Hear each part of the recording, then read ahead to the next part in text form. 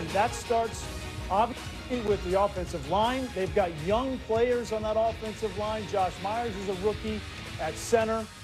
So they have to get that run game going, and then Devontae Adams will come off of that. Monday Night Football, 8:15 Eastern, ESPN TV and ESPN2. ESPN's Adam Schefter reporting follow-up x-rays on Dolphins quarterback Tua Tagovailoa's injured ribs were negative. Whether he plays will depend upon his pain tolerance.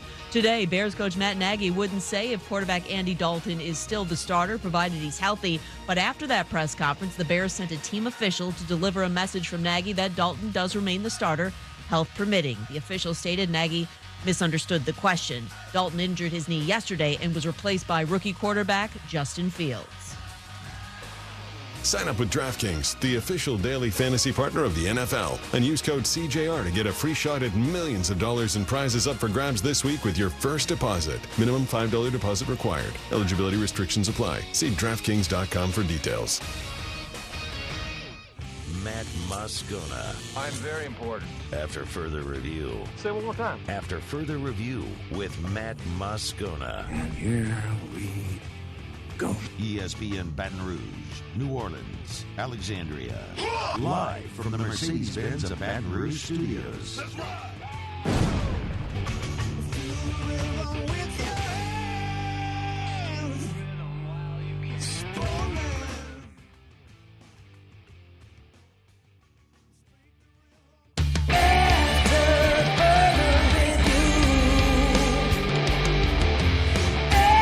And off we go. Welcome aboard. Glad you're with us. AFR presented by Relief Windows. I'm Matt. Love you, Matt. Paul O'Neill. They're chanting Paul O'Neill's name. Muso. And Mr. Toby Tomplay.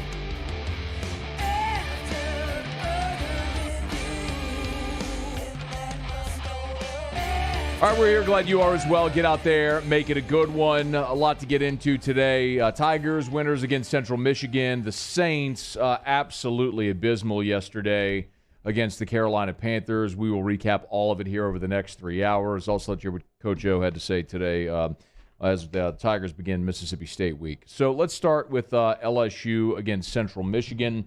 We will open the phone line today if you want to join us at 499-1045 or toll-free 844-568-MATT, 844-568-6288. Lots of ways you can get involved in the show, so feel free to do it and to join us here over the next 3 hours as we recap this football weekend. LSU gets a win over Central Michigan, and kind of going in, I think our general feeling, like we talked about, is similar to what we thought before McNeese, which is you're not going to come out of that win feeling better per se. You're a better team. You should win. You could either be sort of satisfied or you could be disappointed. And I think on all fronts, you kind of have to be satisfied with the way that LSU played against Central Michigan. Let me run through a little game flow, and we'll spend the first couple of I'm gonna put off talking about the Saints for as long as I can. So let's run through a little game flow here, and I'll give you my takeaways. I'd love to hear yours as well, and you can join us at 499-1045.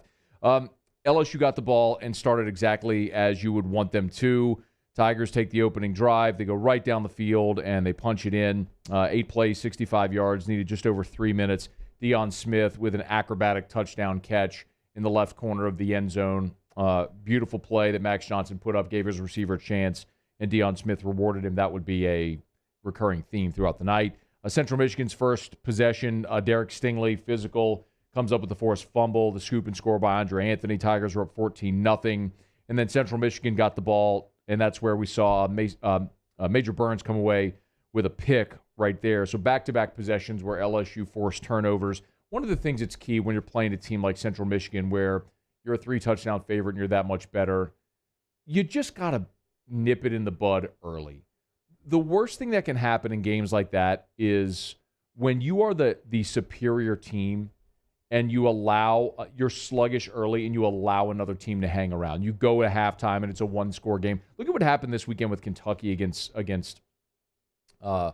Chattanooga. You're playing an FCS opponent, and that game went into the fourth quarter, a one-score game. It was 14-13. It was a one-point game. And Chattanooga kicked a field goal. They were up on Kentucky 16-14 in the fourth quarter. So worst thing you can do is let a team hang around. So LSU put the issue to bed early in this game. Deion Smith's second touchdown on a 3-play scoring drive put LSU up 21-0.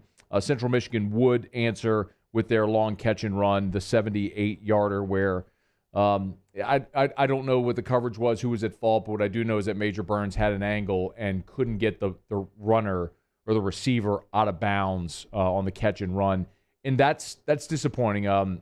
Marshall Meter was, it was Ja'Cory Sullivan who had the 78-yarder. It was the same thing that we saw against UCLA, where the tight end on the 75-yarder, Major Burns, had an angle, got him pinned on the sideline, couldn't get him out of bounds. Second time we've seen that. So the fix seems pretty obvious. You just got to be a physical player and shove that ball carrier, that receiver out of bounds. Instead of going for their legs, be physical and cut them in half and get them out of bounds and live to play another down. But that was a theme, something else we'll talk about. At the start of the second quarter, we saw Corey Kiner go into the ball game for LSU, and the Tigers just couldn't get anything going rushing the football. That's been a recurring theme throughout. But really where it looked like LSU started to separate was on that 12-play drive. 12 plays, 65 yards for LSU, and it ended up on the shovel pass on the jet action to Kayshon Boutte, and the Tigers went up 28-7. As much as they struggled in the running game, and at that point, going into that drive, the Tigers had -2 rushing yards. That was midway through the second quarter, and LSU had -2 rushing yards at that point. You had to get creative. And something we saw a lot, we saw it last week, was the jet sweep action with Trey Palmer. They used Kayshon Boutte on Saturday night. They used it with the shovel pass. They used other action off of it. Corey Kiner's touchdown run was a play off of that action in the second half. So even though they're not able right now to line up and just beat people in the running game, what they are doing, what you are seeing LSU do, is get creative to find ways to run the football, and by extension, the short passing game. Look, Kayshon Boutte only put up 44 receiving yards in the game, but he did it on 6 catches. How many times did you see Max Johnson take a snap, boom, Kayshon Boutte in the flat, make a guy miss, get 4, 5, 6 yards? That is an extension of the running game. You hear people say, well, the passing game is an extension of the running game. That's what they mean. Just get the ball to your athlete in space and let him get what he can to have second or third and manageable to convert and keep drives alive. So I did like that change for LSU. Also in the first half, we saw Jack Besh have 4 receptions in the first half. 2 of them converted third downs, on the first offensive possession. Converted a 3rd and 5, 3rd and 7. He also caught a pass on first down, which converted another first down. And then, of course, he had his touchdown reception. Jack Besh was awesome and continues to be a mismatch like we've talked about throughout this year. As a receiver, he played all of the positions, the X, the Y, and the Z. And if you can scheme him onto a linebacker or a safety, you win. That is a winning matchup for LSU, because that is a receiver who is physical enough to play multiple positions and is a mismatch. So they found something there. And also a tip of the cap, of course, to Deion Smith, who was fantastic. He was the big standout at 5 reception, 135 yards, 2 touchdowns, even one play beautifully on the sideline that they reviewed, initially ruled him out of bounds. They would review it and ruled that he had gotten 1 foot down, sort of as he was contorting in front of the Central Michigan sideline. Look, Deion Smith got that opportunity because Trey Palmer was injured, and Jeray Jenkins last week had dropsies, and so did Brian Thomas. So it was like, okay, we'll give the next kid his opportunity. And Deion Smith went out and made the most of it. 5 catches, 135 yards, and 2 touchdowns. So he's earned even more opportunities as they move forward. So a lot to take away from this ball game. The real disappointment, of course, was that final drive right before the half. You saw Andre Anthony go down with the knee injury, and Ed Orgeron did confirm on Monday that Anthony has a season-ending injury. As a 6th-year guy, you just ache for him. He can't, he's been through so much. He's been through multiple injuries before. He's been through 3 defensive coordinators now, and he came back to have one more opportunity to push forward toward the NFL, and it just didn't go his way this year. He was having a great year. He scored a touchdown on Saturday, but the injury now is going to end his season and very likely his NFL career. So that's certainly disappointing for Andre Anthony. In the second half, Central Michigan got the ball to start the second half. LSU quickly forced a punt. Tigers get the ball, and this was the 93-yard drive that was actually 103 yards, because on the review play, the completion of Deion Smith on the sideline, the officials spotted the ball at the wrong 45. Instead of spotting it at the Central Michigan 45, they spotted it at the LSU 45. So they actually negated 10 yards on that reception, which is ludicrous. But as I've said here so many times, all referees are bad at their job because it's impossible to be good. But even when you have the benefit of replay, you still screw up like that. So the 93-yard drive was actually 103 yards that LSU gained without penalty. So that drive was magnificent. They converted a 3rd and 4. They converted a 3rd and 10 with the 34-yarder to Smith. And that's where Devontae Lee scored the touchdown, which was great to see a guy who's persevered like that get in the end zone. We also saw in that second possession of the second half, that's where Mike Jones and Bug Strong went in, played the bulk of the second half. We saw Garrett Nussmeier go in the 5-minute mark of the third quarter. I love the fact that they didn't just put him in late in the game to hand the ball off. They let him go run the offense. But it's pretty clear right now that Max Johnson is the starter, is going to be the starter, and 5 more touchdown passes on Saturday. This offense is churning. Now they step up a level in competition this week with Mississippi State, but a lot to like in the game on Saturday, namely, I would say the emergence of Corey Kiner at the running back position. Ed Orgeron said Monday that Ty Davis-Price remains his starter. We'll see for how long. Great performance by Deion Smith. B.J. Ojulari with 2.5 sacks. Even without Andre Anthony, no Ali Gay, you still generated pressure. 5 sacks, 15 tackles for loss. You're starting to see this defense come into its own. You had more rhythm, more tempo offensively. It was a nice step up from a week ago against McNeese. So you're seeing this team improve even as the level of competition improves. Now they take a bigger leap on the road in SEC play Saturday against Mississippi State. There's a lot more I want to say. I want to go through my takeaways from the game. We'll let you hear what Ed Orgeron had to say, and I want to hear from you as well. We got phone lines open at 499-1045, 499-1045, or toll-free 844-568. Matt, glad to have you hanging out with us here on a Monday edition of AFR presented by Relief Windows. Stick around. AFR. They will wrap up the week 2 of the NFL tonight, Monday Night Football. You need a place to watch. Of course, you can get by Pluckers, Nicholson, or Bluebonnet, dine in or carry out. 24 flavors of award-winning jumbo chicken wings, ice-cold draft beer, full-service bar, sports on TV tonight and every Monday, all-you-can-eat wings. So, get by Pluckers, pay one low price, eat as many wings as you want tonight and every Monday for all-you-can-eat wings. Lions at Packers, Monday Night Football to wrap up week 2. You need a place to watch. Get by either Pluckers location. Nicholson just south of campus, Bluebonnet right in front of the Mall of Louisiana. Remember, if you don't want to dine in at Pluckers, no worries. They have curbside to go, and you can order online now. Just go to pluckers.com and order online, and you can have your wings delivered via Uber Eats or DoorDash. So log on to Uber Eats or DoorDash and have your Pluckers delivered to you. Or just go dine in. Award-winning jumbo chicken wings, ice-cold draft beer, full-service bar, sports on TV, Pluckers. You don't like our wings. We'll give you the bird. There it is, the extra mile. On the border of expected and extraordinary for those willing to go further. Like vans customized for work or play. With safety and tech to keep you connected. Supported by a 5-star sales, service, and finance team. And backed by the 1-star you know. So go the extra mile. It's never crowded because so few have what it takes to go there. Mercedes-Benz Vans. To the heroes who are working tirelessly to care for our communities, we thank you. We will never forget the countless hours you dedicated on the front lines, choosing to risk your own health to fight for our friends, neighbors, and family members. I mean, you guys are out on the front lines, fighting it. We are grateful for your heroic acts and unwavering spirit. Together, we are overcoming this adversity and make our state healthier and more vibrant again. Ochsner Health. I'm Jay Ducote. I grew up learning how to cook at LSU tailgate parties and right in my own backyard. And I created JD's Louisiana products to bring that Louisiana flavor to you at home for your backyard cookout. JD's Louisiana barbecue sauce, Louisiana molasses mustard, spicy and sweet barbecue rub, and more are available at your local supermarkets or by logging on to jducote.com/shop. Put in promo code CST for 25% off at checkout.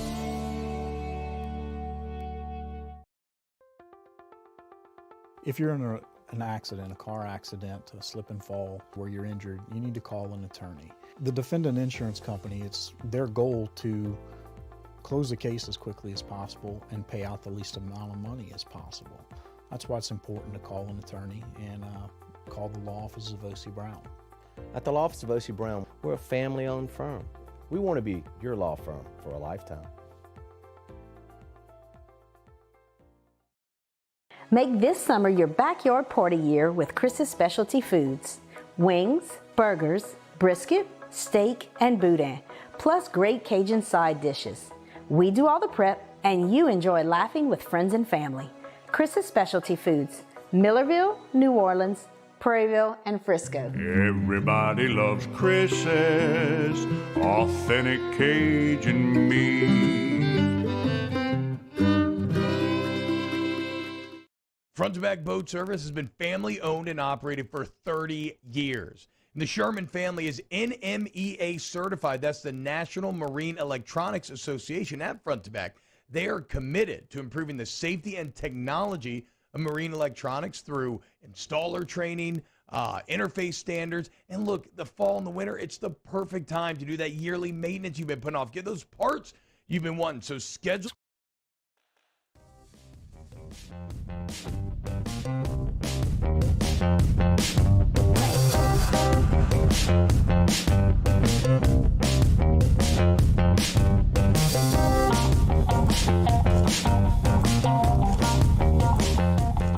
After further review with Matt Moscona, presented by Relief Windows. Windows, doors, siding. Call 288-8138 or visit reliefwindows.com. ESPN Baton Rouge, New Orleans, Alexandria.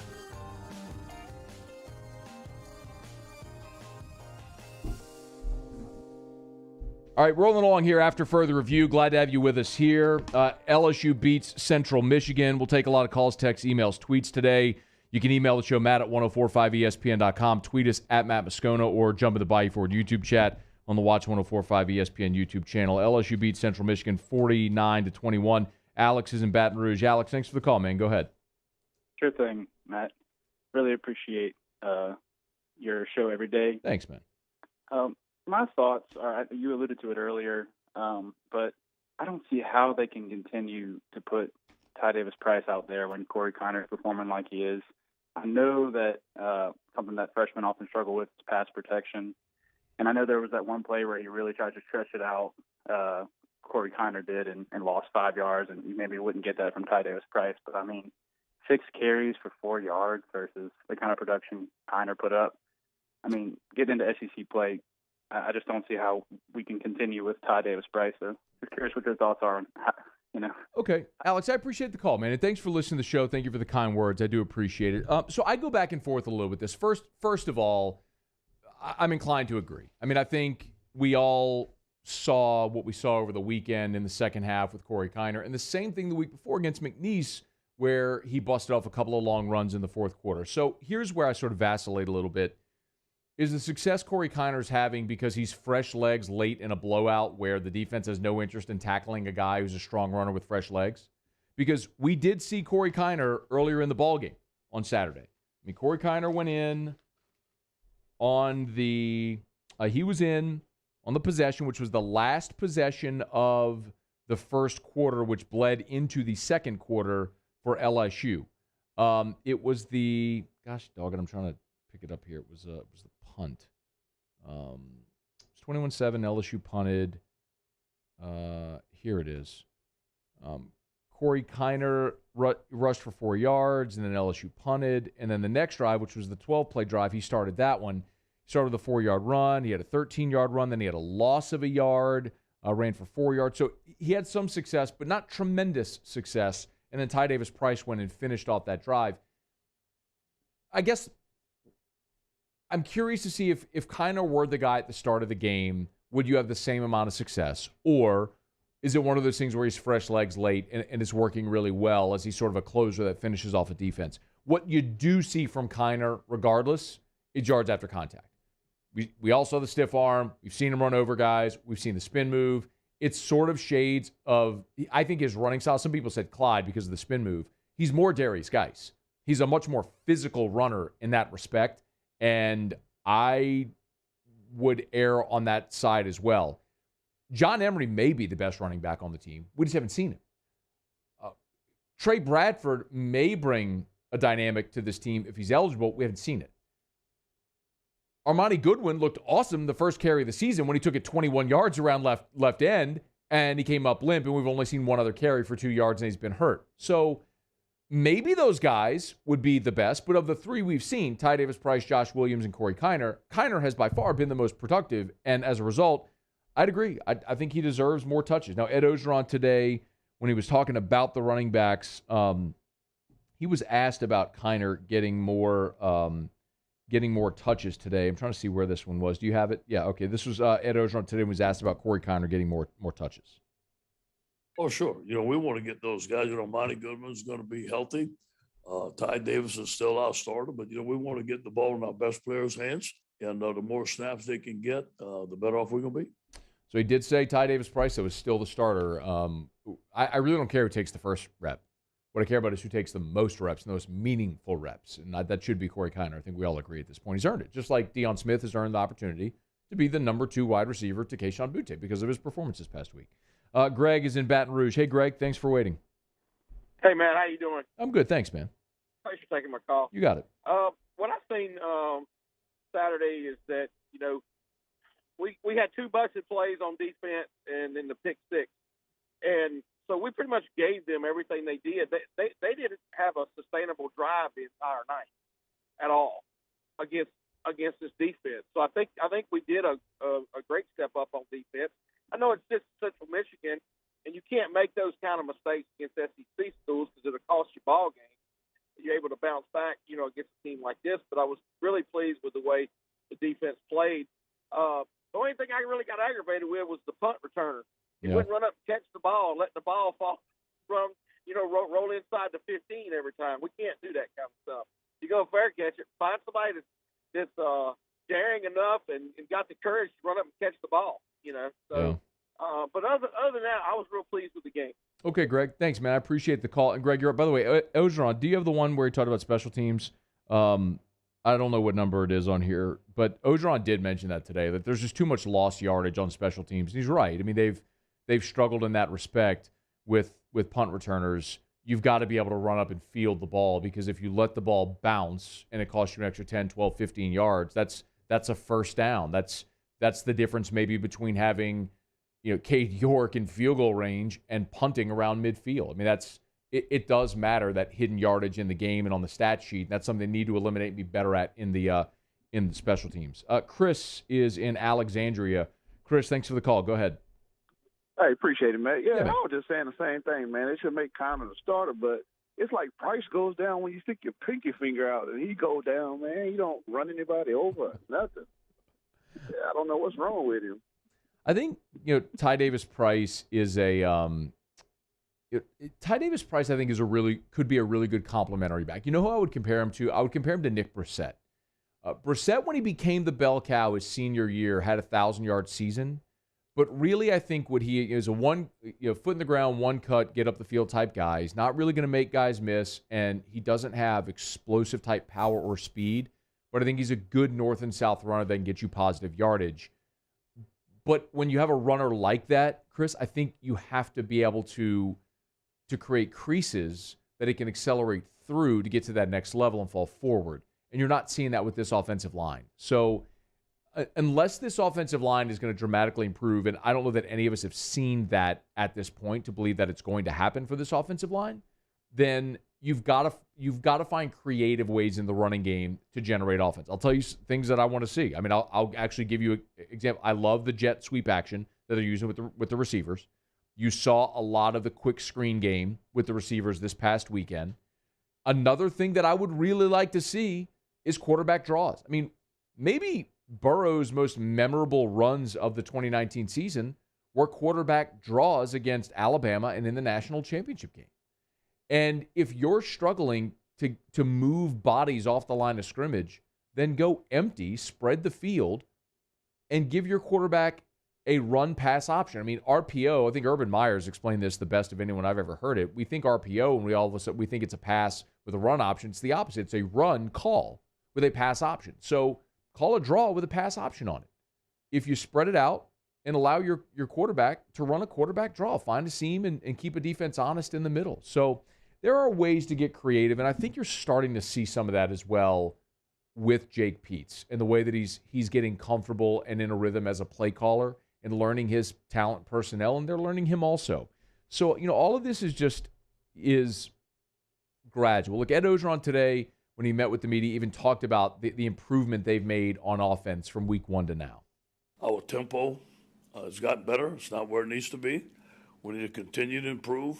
Explosive plays, we had 12, which was really good. We improved in our protection. We only have 1 sack, but we're still not there yet. We're going to be challenged again this week. I'll also say if there was one other thing from the game Saturday that was a little disconcerting were the penalties. It wasn't an overwhelming number. They ended up officially with 6 penalties on the day. It was 6 for 57 yards. But it's not just that. Like, I can take a physical penalty. Like the Derek Stingley PI, if it's a subjective call like that, there's hand fighting or grabbing and the ref throws a flag, I can live with that. What I can't live with are the mental mistakes that put you behind the sticks. Like, for example, you converted a on LSU's second possession of the game, you convert a 3rd and 13 on a catch and run to Devontae Lee. You converted 3rd and 13, but on the play, you had a legal formation. Austin Deculus wasn't on the line of scrimmage. That's a mental mistake. So instead of converting 3rd and 13, now you moved back 5 yards. It's 3rd and 18. And then after that penalty on 3rd and 18, you have a delay of game. You went from converting a 3rd and 13 to back-to-back 5-yard penalties. Now you're looking at 3rd and 23, incomplete punt.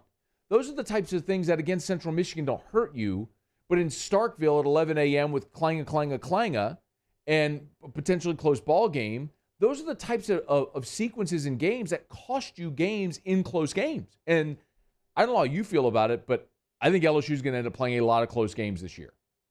The point spread for Mississippi State this weekend is 2.5. So those are the sequences where you can't allow those types of things to happen. And unfortunately for this team, they are happening a little too frequently. But hopefully that's the type of thing they get ironed out as well. All right, it's after further review. We're going to continue recapping the LSU Central Michigan game. As I mentioned, your calls, texts, emails, tweets are welcome. You can always tweet us at Matt Moscona. You can jump in the Bayou YouTube chat on the Watch 104.5 ESPN YouTube channel. Or you could text the show on the 225-396-4400, 396-4400. Like I told you, I am putting off talking about the Saints for as long as I possibly can because that's just going to put me in a bad mood. I picked the Panthers to win. I expected the Panthers to win. I did not expect it to be as overwhelming as it was. But we will get into that a bit later in the show as well. Let me knock out a quick break. We'll go around the SEC when we return. It's AFR. AFR. At Hancock Whitney Bank, their mantra for more than 120 years has been your dreams, our mission. And at Hancock Whitney Bank, they work so hard to make your dreams their mission, to make your dreams a reality, even amid the recovery from Hurricane Ida, or maybe I should say especially amid the recovery from Hurricane Ida. Because at Hancock Whitney Bank, being born on the Gulf Coast and residing on the Gulf Coast for 120 years and expanding on the Gulf Coast for 120 years, they know all too well the damage a storm can do and what that can do to derail your personal or career ambitions. That's why Hancock Whitney Bank is going to be part of the recovery effort like it has been for so many storms throughout the years. Hancock Whitney Bank, your dream, our mission. Visit HancockWhitney.com. That's HancockWhitney.com or a financial center near you. Hancock Whitney Bank, member FDIC, equal housing lender. All loans and accounts subject to credit approval. Terms and conditions apply.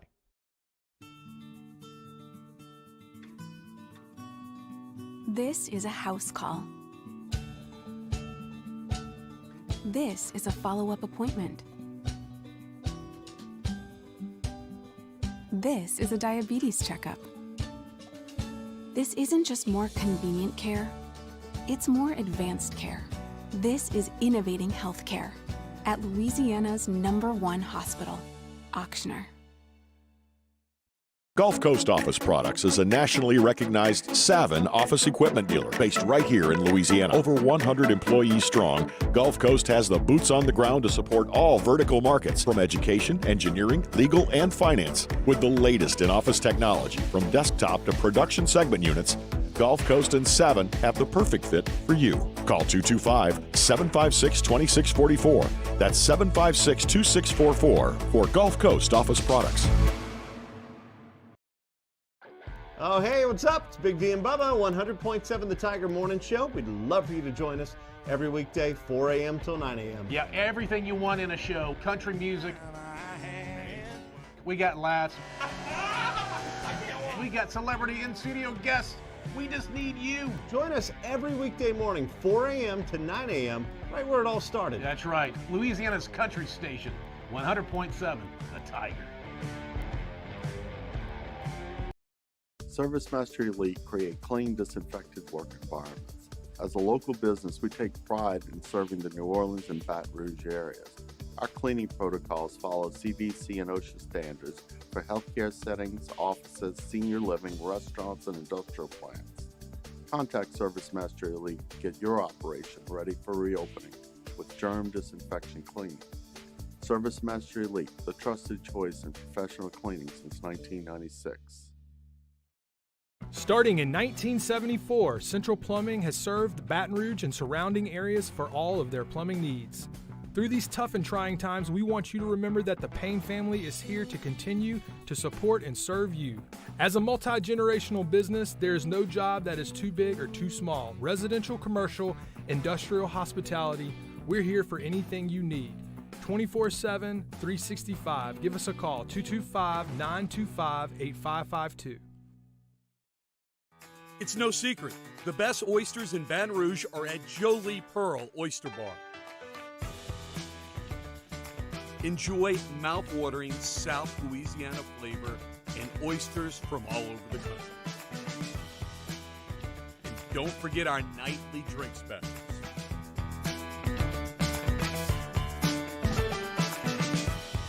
Jolie Pearl Oyster Bar.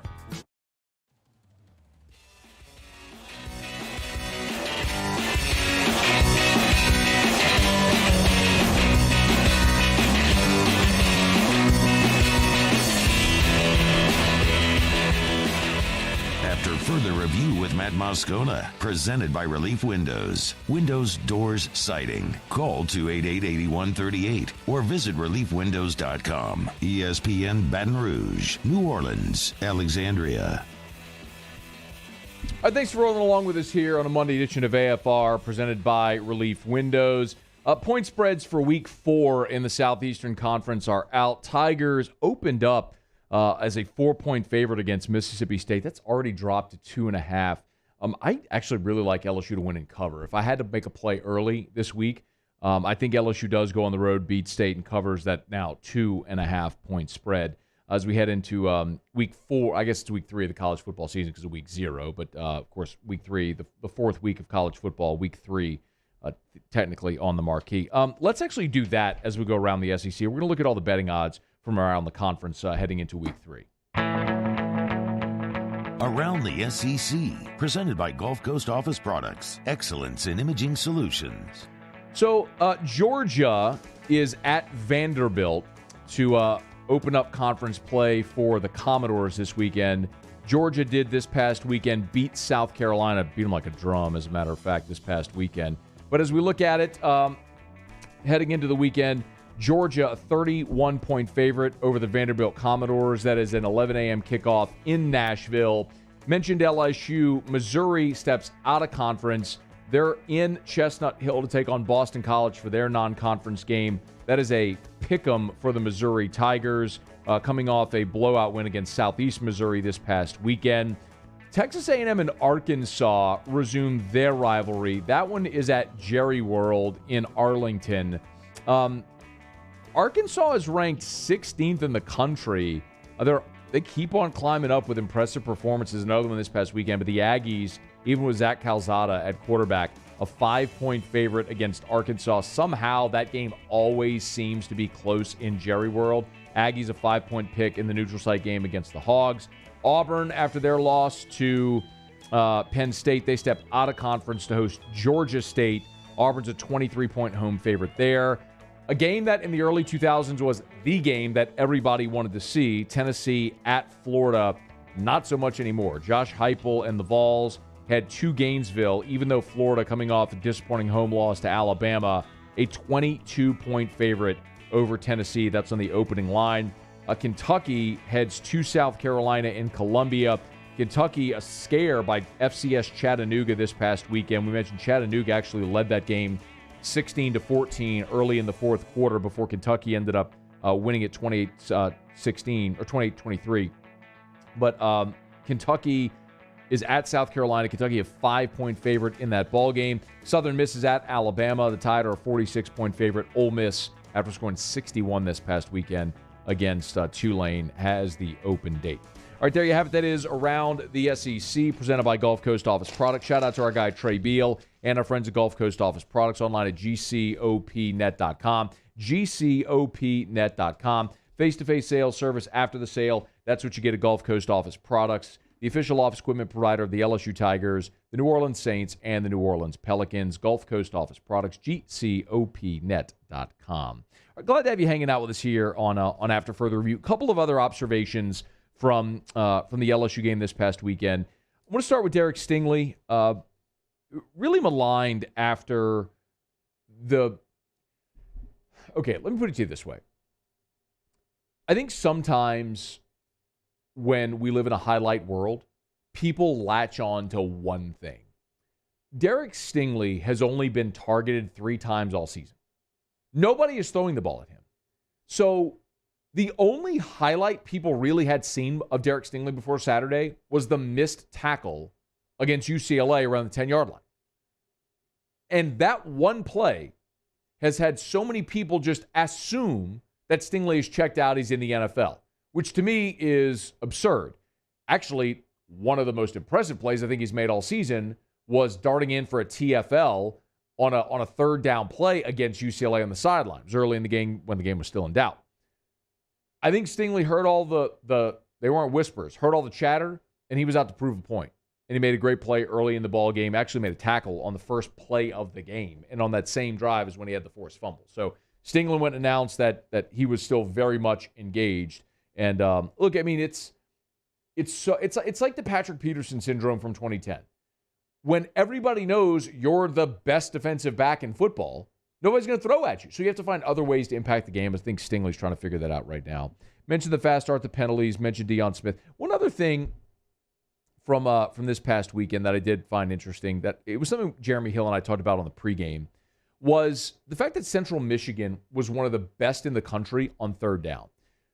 Central Michigan only allowed opponents to convert about 28% on third down, and they, as an offense, converted 48% on third down, just a hair under 50% of their third downs. For the game, LSU was 6 of 11. Remember, Central Michigan was only allowing 28% conversions on third down. LSU went better than 50% for the game, and that's really when you took your foot off the gas in the second half. Central Michigan, meanwhile, 9 of 19, so they stayed on par with their average. If there's one concerning thing, and the first caller of the show that we had, his name was Alex, he mentioned, I think the way he said it was everything Central Michigan got, LSU gave them because they had the pick six and then the 2 coverage busts. But I would actually flip that on its head and say the concerning thing is actually the coverage busts. You saw it a couple of times against UCLA, and you saw it again this past weekend against Central Michigan. The 2 offensive touchdowns that they scored, both came on third down plays. One was a 3rd and 13, and the other was a 3rd and 11, if I'm not mistaken. Let me make sure I had that right. Yeah, the other was a 3rd and 11. So a 3rd and 13 and a 3rd and 11 both resulted in long touchdown plays for Central Michigan. You've got to be able to eliminate those. And I understand you can look at in total of an entire offensive day and say, well, that was just 2 plays. It's true, but they were 2 scoring plays. And if those 2 scoring plays happened this weekend against Mississippi State, those are sort of the pendulum swinging plays. And I'm not like finding a way to nitpick or be critical, but I think these things actually do matter. These are the things where you can say, if you are LSU and you're expected to play a lot of close games this year, your margin is very thin. Those are the types of plays that can cost you a game potentially. So I will be very interested. Durante Jones was out-schemed by Chip Kelly game 1. Now you're going to face another very good offensive coach. How does Durante Jones match wits against Mike Leach? That's going to be obviously a storyline we follow on Saturday. One other thing from the game, I did want to spend at least some time talking about Max Johnson, who the stat line is fantastic. 26 of 35, 372, 5 touchdowns and a pick. The pick was awful. That's clearly goes without saying, and he knows it. But the other thing that's kind of been part of the conversation from Saturday is a lot of the big plays that LSU had in the passing game were 50-50 balls. The first touchdown to Deion Smith was a 50-50 ball. The Jack Besh touchdown was a 50-50 ball. Now, your guys won those 50-50 battles because you're just better than Central Michigan.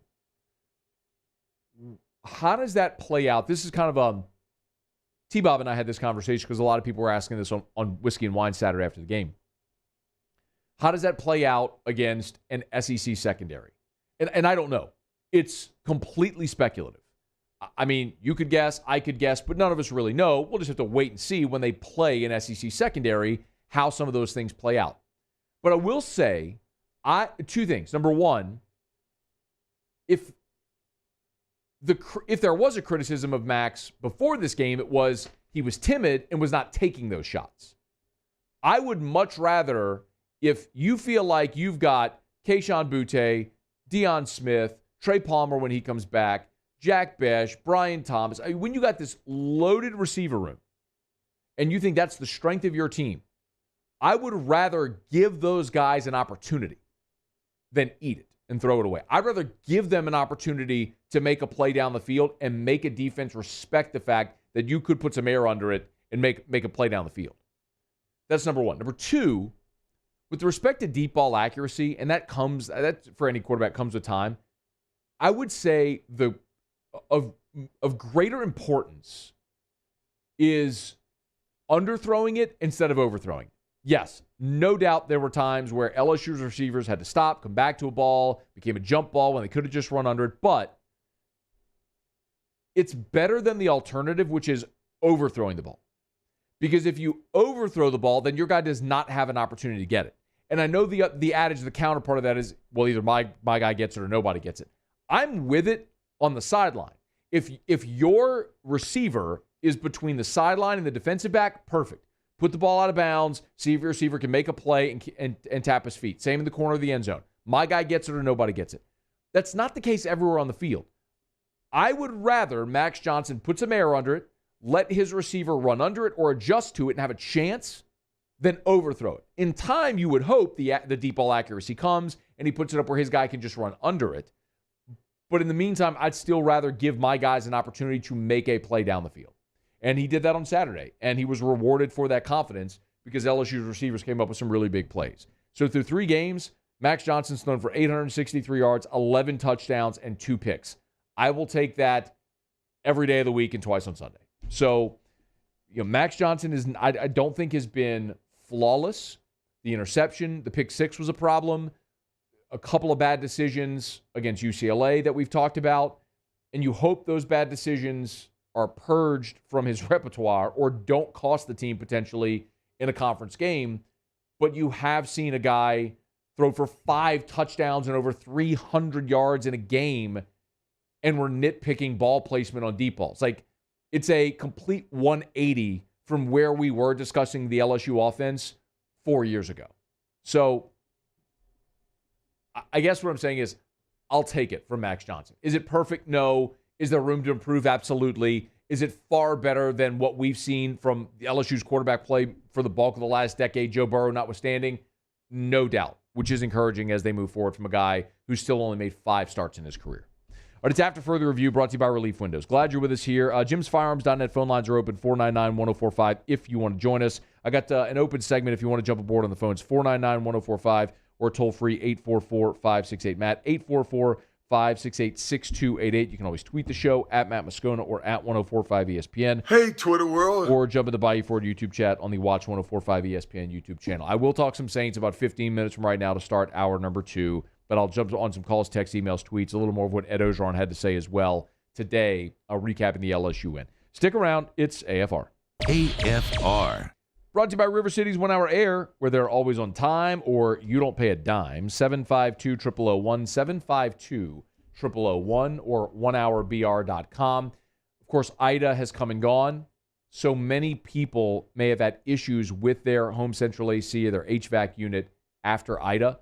If that's you, call a company you can trust. Call a company that's been here and was here long before the storm and will be here after the storm. Call a company that's been through recovery post-storms as well. Call a company that hires qualified technicians, that invests in their technicians for continuing education to make sure they're up with the latest technology and practices. Call River City's 1 Hour Air. 752-0001, 752-0001. Mention the Moscona special. They'll knock $25 off any system repair. It's River City's 1 Hour Air. 752-0001, where they're always on time or you don't pay a dime. Our topic today is about savings. What is savings? Hancock Whitney isn't just a bank for our clients. We're investing in our hometowns, making life better for everyone. So keep dreaming. We've got your back. This isn't just another day. It's so much more. Kelly's life was put on hold when her auctioneer primary care doctor discovered a rare blood disorder. Her doctor connected her to an auctioneer care team of cancer, heart, and kidney specialists. With multiple primary care locations around Baton Rouge, same-day appointments, and online scheduling, we're relentless about keeping you healthy. Auctioneer Baton Rouge, innovating healthcare for Kelly. I'm Jay Ducote. I grew up learning how to cook at LSU tailgate parties and right in my own backyard. And I created JD's Louisiana products to bring that Louisiana flavor to you at home for your backyard cookout. JD's Louisiana barbecue sauce, Louisiana molasses mustard, spicy and sweet barbecue rub, and more are available at your local supermarkets or by logging on to jducote.com/shop. Put in promo code CST for 25% off at checkout.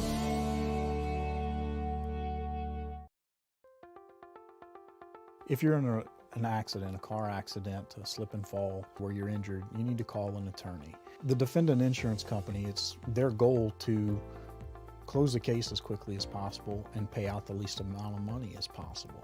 That's why it's important to call an attorney and call the law offices of O.C. Brown. At the law office of O.C. Brown, we're a family-owned firm. We want to be your law firm for a lifetime. Make this summer your backyard party year with Chris's Specialty Foods. Wings, burgers, brisket, steak, and boudin, plus great Cajun side dishes. We do all the prep, and you enjoy laughing with friends and family. Chris's Specialty Foods, Millerville, New Orleans, Prairieville, and Frisco. Everybody loves Chris's authentic Cajun meat. Front to Back Boat Service has been family owned and operated for 30 years. And the Sherman family is NMEA certified. That's the National Marine Electronics Association at Front to Back.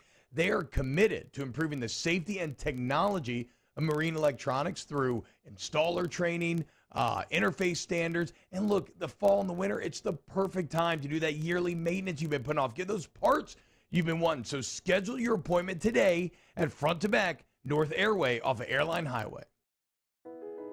I've been doing business with Luba for 25 years. They're dependable, trustworthy. It's just the attention to detail with our clients.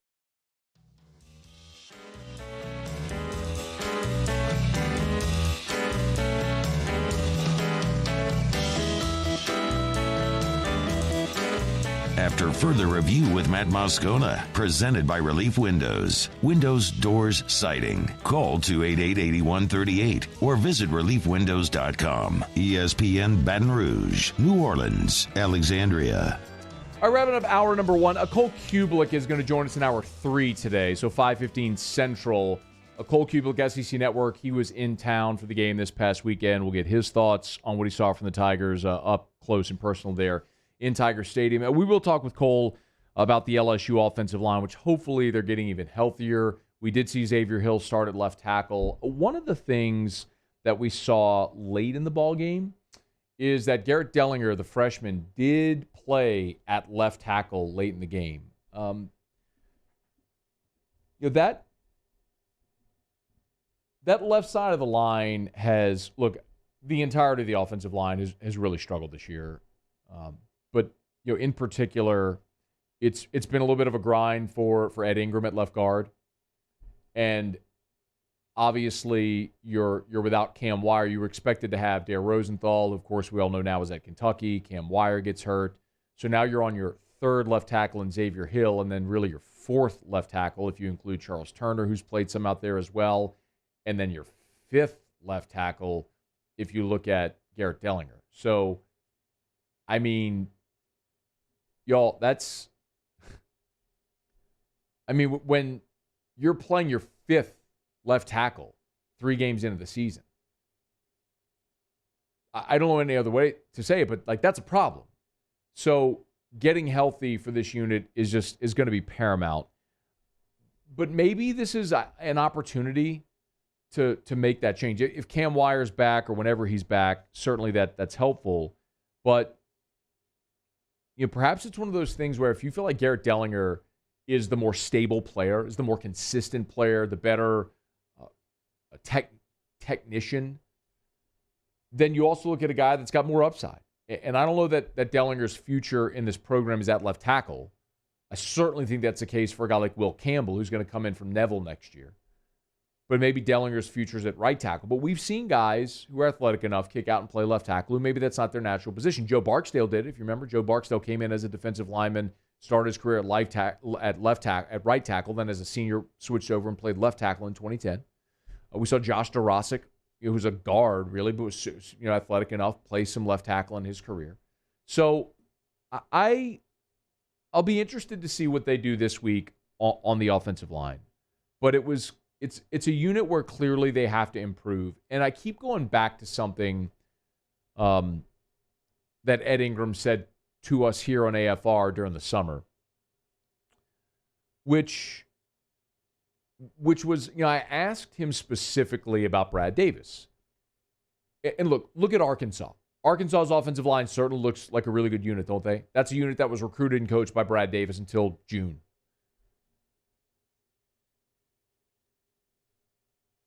If you're Ed Ingram or some of these veteran guys, and your entire time in Baton Rouge, you've had one voice. It was James Craig. You were recruited by James Craig. You were coached by James Craig. You knew what the expectation was as far as scheme and verbiage and technique, what he was coaching and expecting to see.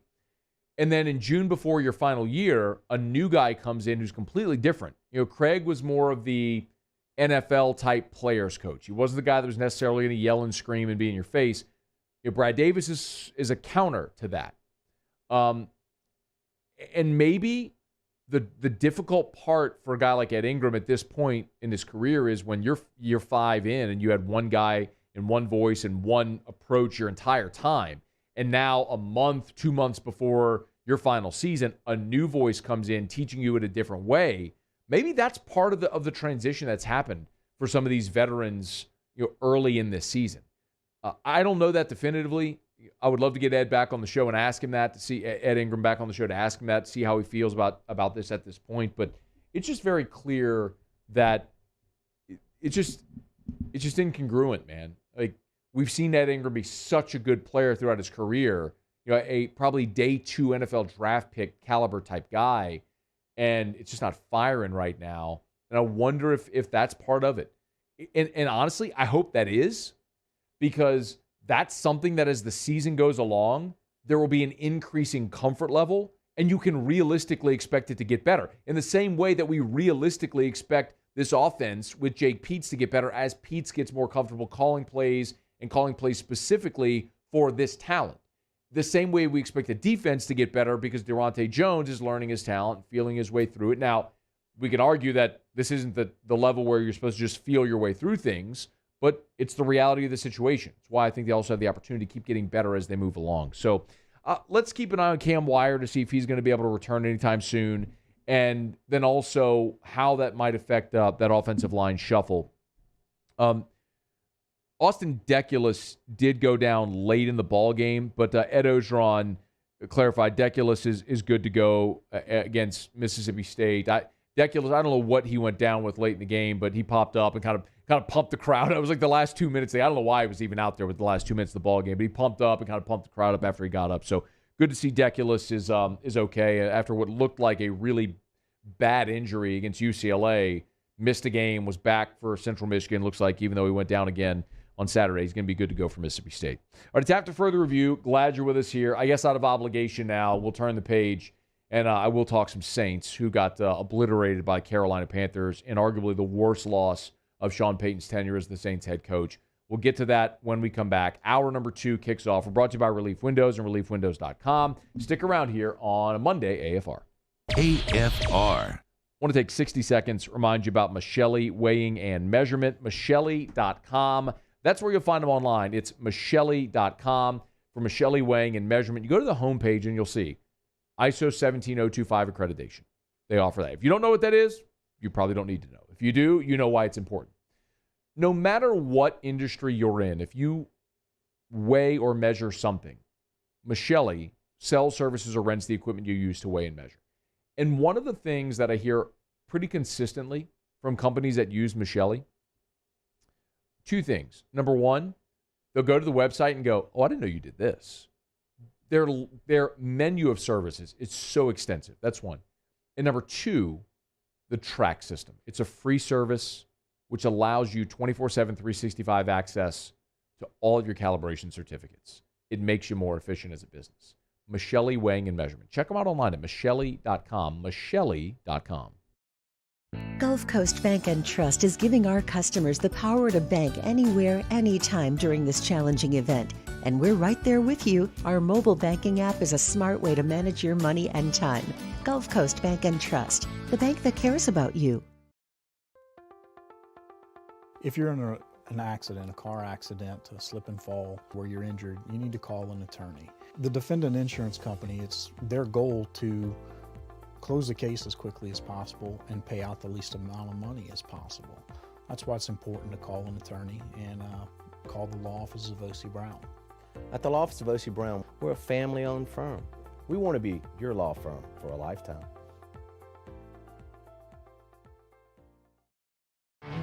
There it is, the extra mile, on the border of expected and extraordinary for those willing to go further, like vans customized for work or play, with safety and tech to keep you connected, supported by a 5-star sales, service, and finance team, and backed by the 1-star you know. So go the extra mile. It's never crowded, because so few have what it takes to go there. Mercedes-Benz Vans. During these challenging times, we know your healthcare needs don't stop. Cancer, accidents, injuries, and heart disease are relentless. So we are relentlessly innovating to keep you safe, both virtually and in person, connecting you with providers remotely, advancing clinical spaces, providing rapid and accurate testing, social distancing, and certified cleaning protocols. We are Auctioner, and we will not slow down. Auctioner Health, innovating healthcare. Gulf Coast Office Products is a nationally recognized Savin office equipment dealer based right here in Louisiana. Over 100 employees strong, Gulf Coast has the boots on the ground to support all vertical markets, from education, engineering, legal, and finance. With the latest in office technology, from desktop to production segment units, Gulf Coast and Savin have the perfect fit for you. Call 225-756-2644. That's 756-2644 for Gulf Coast Office Products. Oh, hey, what's up? It's Big V and Bubba, 100.7 The Tiger Morning Show. We'd love for you to join us every weekday, 4 a.m. till 9 a.m. Yeah, everything you want in a show. Country music. We got laughs. We got celebrity in-studio guests. We just need you. Join us every weekday morning, 4 a.m. to 9 a.m., right where it all started. That's right. Louisiana's country station, 100.7 The Tiger.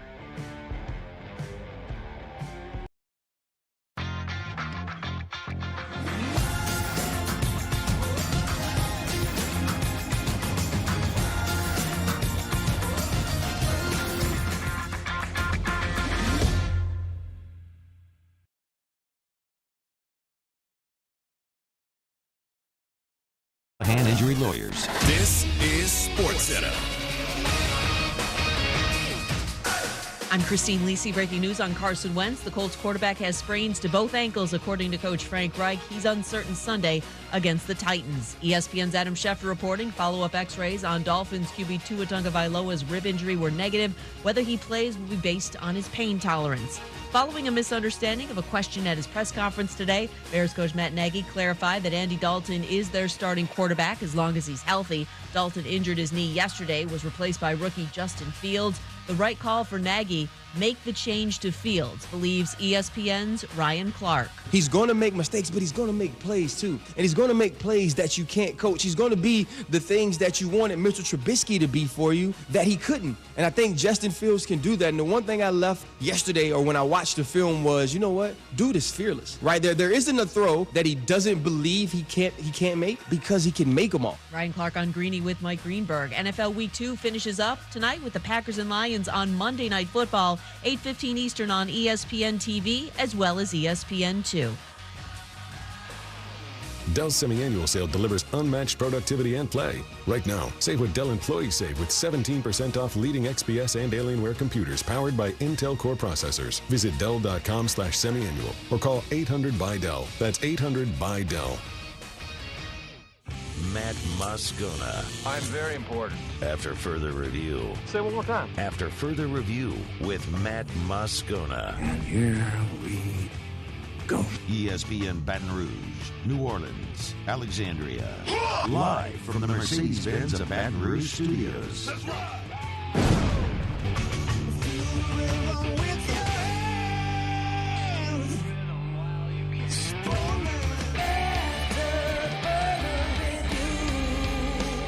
Hour 2, off we go. Welcome aboard. Glad you're with us. AFR, presented by Relief Windows. I'm Matt. I appreciate it, bud. Have a good one. Paul O'Neill. They're chanting Paul O'Neill's name. Musso. And Mr. Toby Tomplay.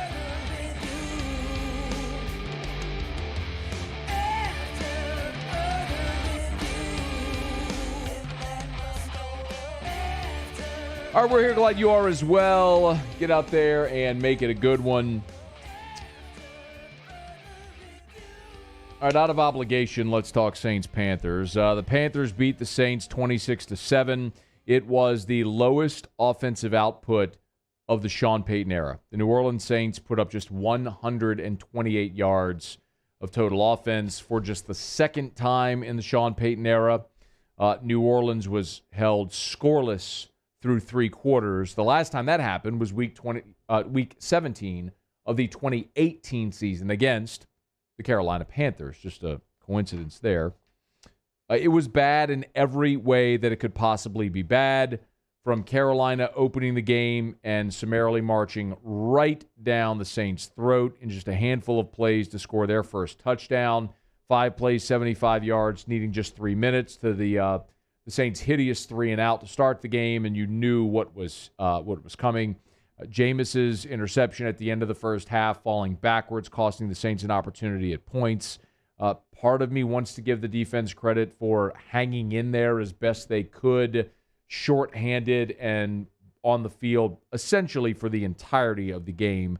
The yardstick tells the story.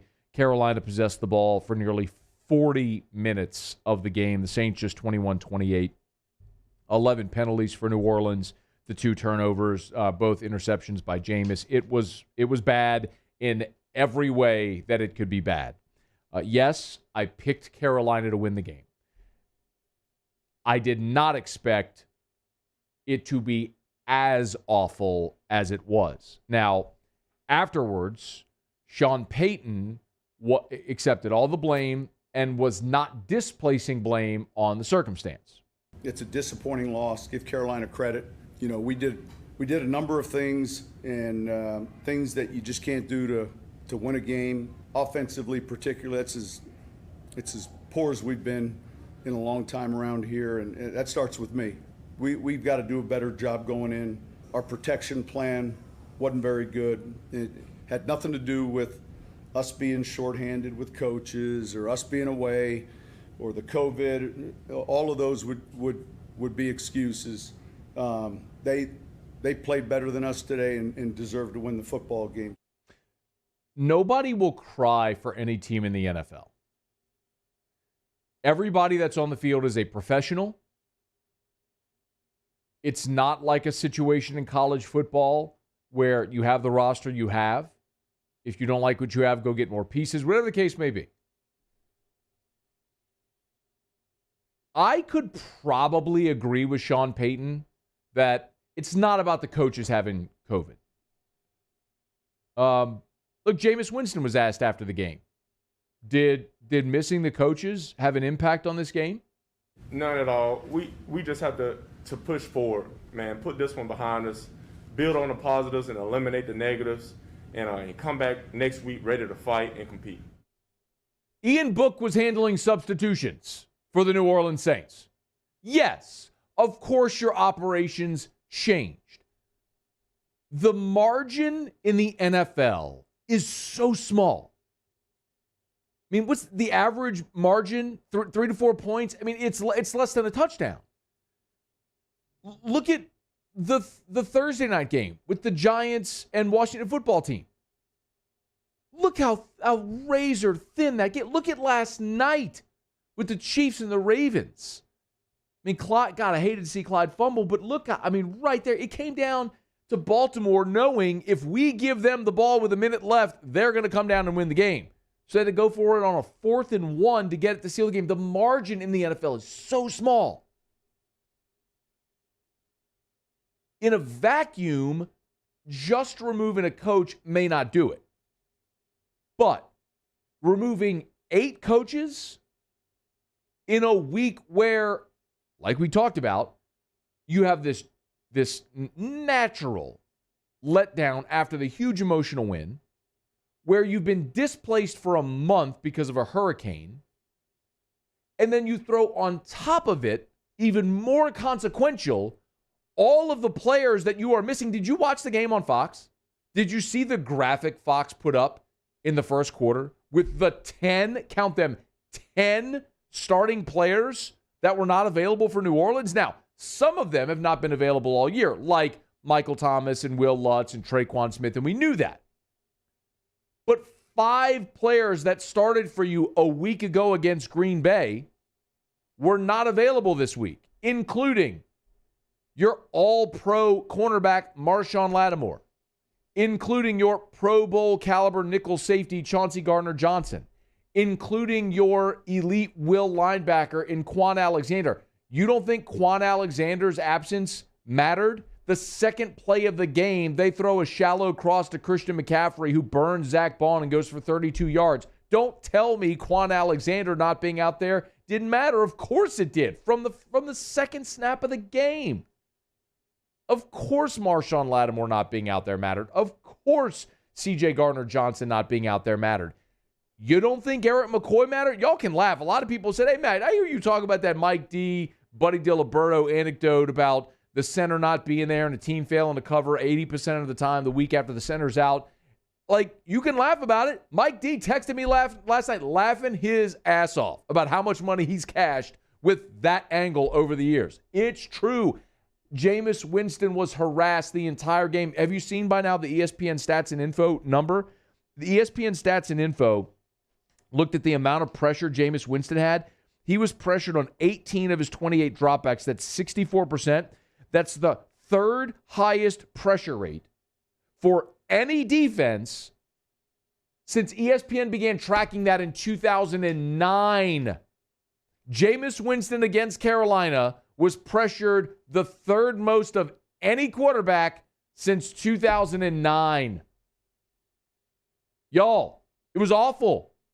They blew up the launch pad. Eric McCoy wasn't there. It has a trickle-down effect. You move Ruiz over. You've weakened 2 spots on the interior. They got to push. And it wasn't just that. Early in the game, here comes Hassan Reddick off the edge. Adam Troutman trying to make a kick-out block. He took a bad angle. Reddick went right around him, sacks Jameis Winston. The 2 interceptions, Jameis under pressure. Like, I'm not saying that's on Jameis. That's not on Jameis. Like, you got to eat the ball, man. You can't just, especially the one at the end of the first half. Because as out of hand as the game was, after the Saints scored to make it 17-7. Had you been able to get a field goal at the end of the first half, you're in a one-possession ball game. As improbable as it is, you'd have been in a one-possession ball game. But neither here nor there. You can't run a preseason roster out in an NFL game and expect to win or be competitive. Like, one of the things we've learned here early on is that Marquez Callaway is not a number one. And that's okay. That's not to say he's not a Sunday player. He is. But how much better is Marquez Callaway when Mike Thomas is on the other side? When everyone in the stadium knows you're throwing it to 13, he still makes the catch. That's a number one NFL receiver. Saints don't have that right now. How much better is the Saints defense with Marcus Davenport out there and rotating in Payton Turner? How much better is the Saints defense with Quan Alexander instead of Zach Bond? How much better is the Saints defense when C.J. Gardner-Johnson is your nickel safety instead of P.J. Williams? Y'all, think about what we're talking about here. It's not a giant surprise that the Saints lost this ballgame. I thought they'd be more competitive than they were. But I picked Carolina for a reason. The same way that we didn't need to overreact by the Green Bay win, though, we also shouldn't overreact to this loss. I still stand firm right now today where I've been all offseason with this team. They got to get to their bye above 500. You've got to get to that bye in week 6 at 3-2, which means you're 1-1 right now. Can you go 2-1 in your next 3? I'm going to assume the Saints are going to win in the Dome against the Giants in 2 weeks. The Giants are not a good football team. That'll be sort of a Dome coming part 2. It'll be super emotional. I think the Saints are going to win that, which means can you find a way to win at either New England or Washington? If you can do that, you're at 3-2 going into your bye. By that point, you should be rounding into form again. After your open date, you should get Mike Thomas back. By then, you should have Will Lutz back. These guys that are on IR, that you can have unlimited return after 3 weeks on IR, you should be getting these guys back. Maybe you have Quan back. Maybe by then you have Davenport back. You should have McCoy back. Let's see how all of that goes as they get healthier. And you'll get Onyemata back after the Seattle game. Your roster is going to continue to improve as you get healthy and as you get these guys back from Mike Thomas on PUP and these guys from IR. But when you get them back, you have to be still in a position to be able to make a run. You can't be so far behind the 8 ball like we saw the Saints do so many times when they'd start 0-3 and they make this incredible push to try to get to 500, but they gas themselves doing it and they fade down the stretch. You got to have yourself in position to make a move in the second half of the season. They can do it, regardless of what happened yesterday. But you got to keep yourself in it. That means finding a way to win 2 of the next 3. Much more reaction from the Saints loss to the Panthers. We'll let you hear from Sean Payton. We'll let you hear from Jameis Winston. We'll certainly give you injury updates as we have them when we move through the day. All right, glad to have you aboard with us. Let me knock out a quick break. If you want to join us, you can. 499-1045. Jim'sFirearms.net phone lines are open. You want to talk Saints, you want to talk Tigers, take a lot of calls today if you want to jump aboard. 499-1045 or toll free 844-568. Matt, 844-568-6288. Lots of ways you can get involved in the show. Feel free to do it. We'll grab a break on AFR. AFR. It's Monday, and if you're looking for dinner plans, of course, Ichiban, always a great option. Essen near Perkins, voted by you the best sushi and best hibachi in the best 225 awards. If you want to enjoy award-winning sushi, if you want to enjoy award-winning hibachi, best way to do it is at Ichiban. As a matter of fact, Jed Meyer, I tell you this all the time, send me a picture of your order from Ichiban.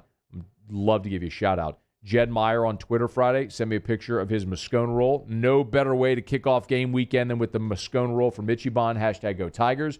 We appreciate Jed Meyer for getting by Ichiban, and we appreciate you for sending as well. IchibanBR.com is where you can go place your order. Essen near Perkins, and from our friends at Ichiban, their latest concept, Boru Ramen in Electric Depot on Government Street. Check out Boru Ramen, authentic Japanese ramen, right there in the heart of Mid-City on Government Street. Ichiban and Boru Ramen. At All-Star Toyota, you get it all. If you're in the market for an all-new Toyota vehicle, come see our friendly and knowledgeable sales team at All-Star Toyota.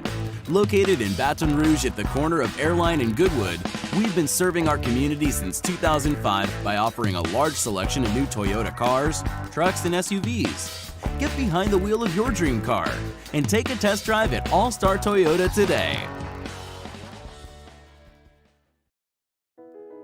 I've been doing business with Luba for 25 years. They're dependable, trustworthy. It's just the attention to detail with our clients. Our folks have years and years of experience. They're highly trained professionals, but many companies have that asset. What I'd like to think makes Luba a bit different is that we use those talents in a way that truly is dedicated to serving the needs of the folks who depend on us. ServiceMaster Elite create clean, disinfected work environments. As a local business, we take pride in serving the New Orleans and Baton Rouge areas. Our cleaning protocols follow CDC and OSHA standards for healthcare settings, offices, senior living, restaurants, and industrial plants. Contact ServiceMaster Elite to get your operation ready for reopening with germ disinfection cleaning. ServiceMaster Elite, the trusted choice in professional cleaning since 1996. All new Bayou Ford vehicles come with a 1 million mile powertrain warranty. And with Bayou to You, free delivery right to your door. Need repair? Our service department is ready and available to help you today. The crew at Bayou Ford is going to do right by you. To the heroes who are working tirelessly to care for our communities, we thank you. We will never forget the countless hours you dedicated on the front lines, choosing to risk your own health to fight for our friends, neighbors, and family members. I mean, you guys are out on the front lines fighting it. We are grateful for your heroic acts and unwavering spirit. Together, we are overcoming this adversity and make our state healthier and more vibrant again. Ochsner Health. Gulf Coast Bank and Trust is giving our customers the power to bank anywhere, anytime during this challenging event. And we're right there with you. Our mobile banking app is a smart way to manage your money and time. Gulf Coast Bank and Trust, the bank that cares about you. There it is, the extra mile, on the border of expected and extraordinary, for those willing to go further, like vans customized for work or play, with safety and tech to keep you connected, supported by a 5-star sales, service, and finance team, and backed by the 1-star you know. So go the extra mile. It's never crowded, because so few have what it takes to go there.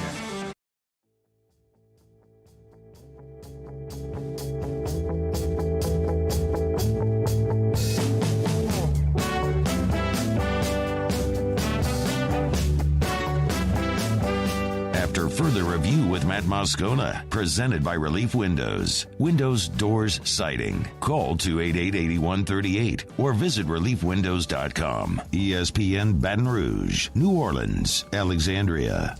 Ed Orgeron met with the media on Monday and gave some unfortunate news about sixth-year senior defensive end Andre Anthony, who was injured late in the first half Saturday against Central Michigan. Yeah, I just had a conversation with him. And let me say this about Andre Anthony. What an outstanding Tiger. What an outstanding leader. I've coached Andre. Andre has been with me since the beginning here. We absolutely love him. He has a season injury. We just discussed it. But it's sad news. It really is, because he's having a good season. He's going to be unavailable this season, but he's going to be with us. He's going to deal with it. And what the next step is for him, we're going to find out. That sucks. That just sucks, man. I don't know that I felt that bad for a player being lost to injury, man, maybe since Kendall Beckwith when he tore his ACL against Florida in the 2016 season. You know, Beckwith came back for his senior year, bypassed the NFL, and right there at the end of the season suffered that injury. Andre Anthony is a guy, obviously out of Carr, was a top 200 player in the country, came into LSU back in 2016, and that's when Dave Aranda showed up.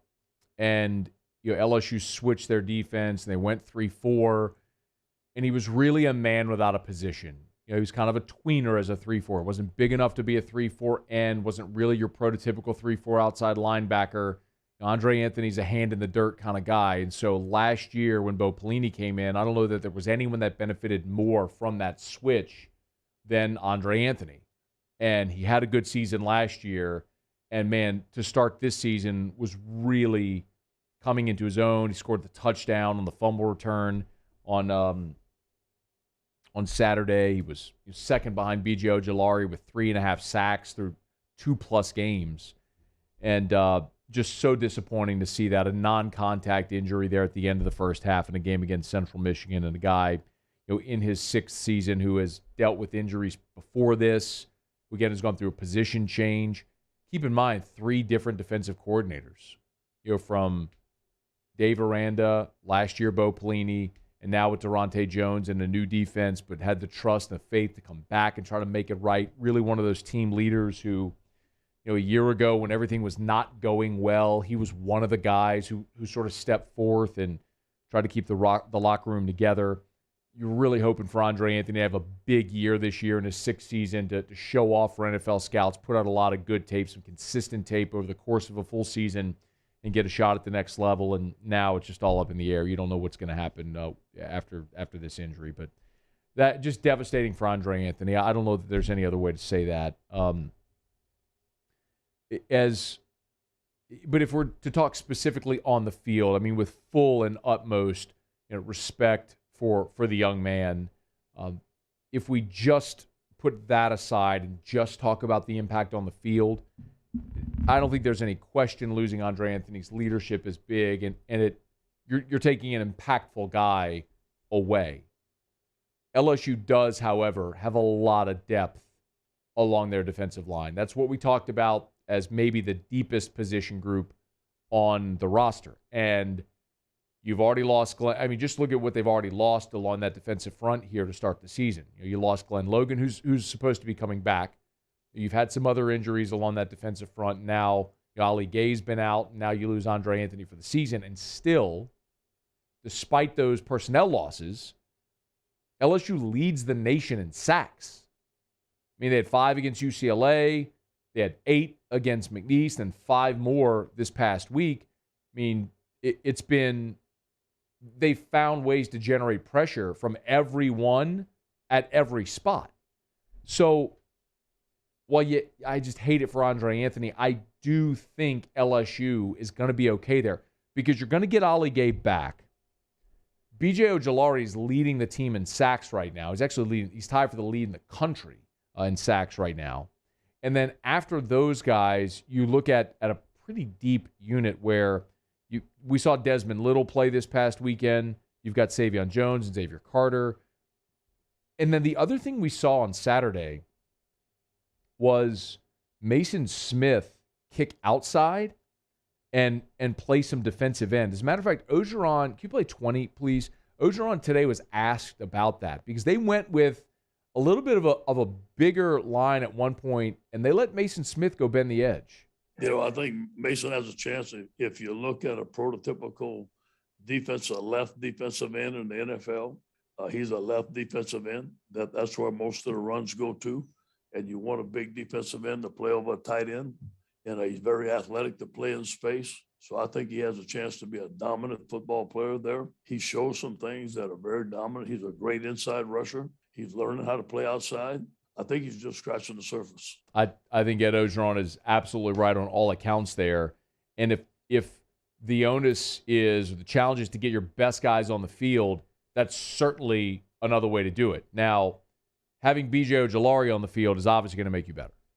Ojulari flashed it as a freshman, and then we've seen so far with 4.5 sacks how well he's played.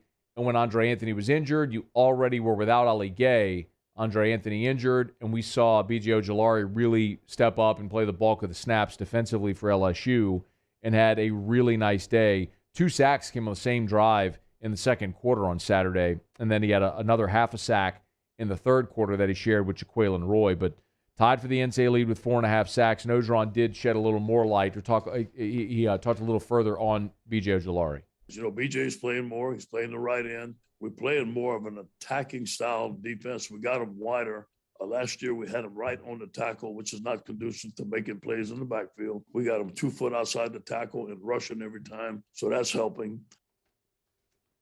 So not only do you have B.J. Ojulari playing exceptionally well, not only do you have Mason Smith kicking out and playing some end, not only do you have all of the other young guys that I mentioned who are part of the rotation, you've been doing this without Ali Gay for the past 2 weeks, and Orgeron was asked for an update on the senior end. Yes, Ali Gay will be back, and then we moved Mason Smith, the defensive end. So you're going to see a 3-man rotation between Mason, Ali, and B.J. Ojulari. So that's what you'll do to compromise or compensate for Andre Anthony's the loss of Andre Anthony's. You'll see primarily those 3 guys rotating at end, and you will have some other guys, as we mentioned, they're available who can still come off the edge for you if you do need some depth. So LSU's depth is being tested, but this is why you were encouraged by that position group, because you had the depth.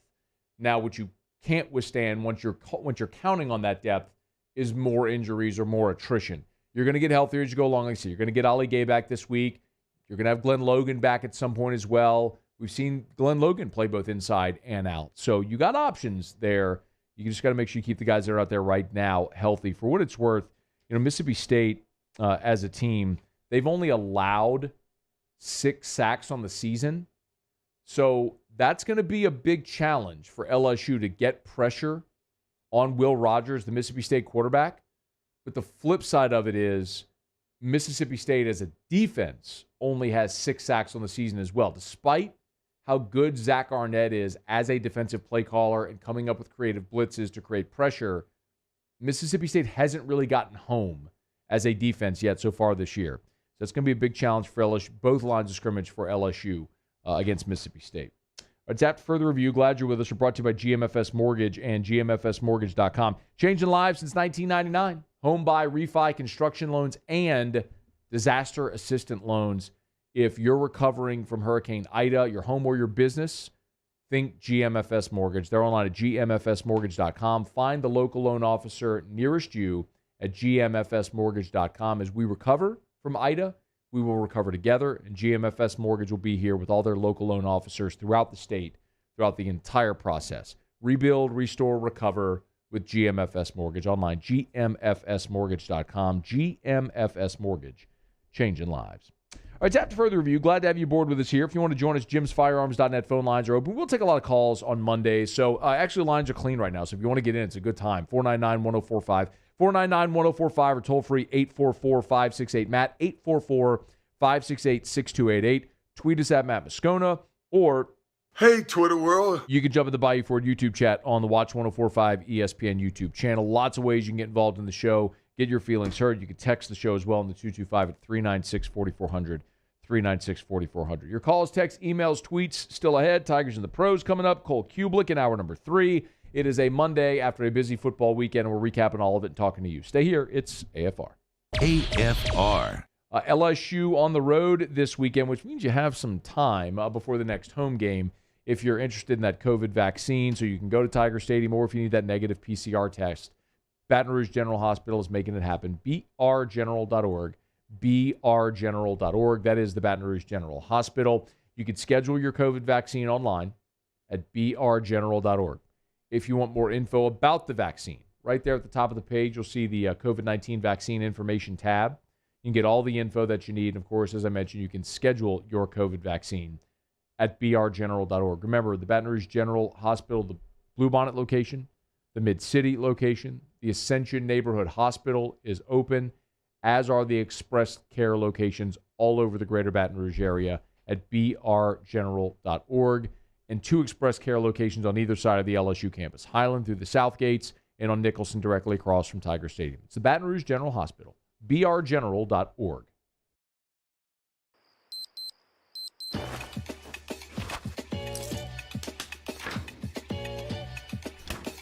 I'm feeling good. So good. I just thought you should know. In most cases, you'll never get more for your trade-in than right now at Corval Toyota in Opelousas.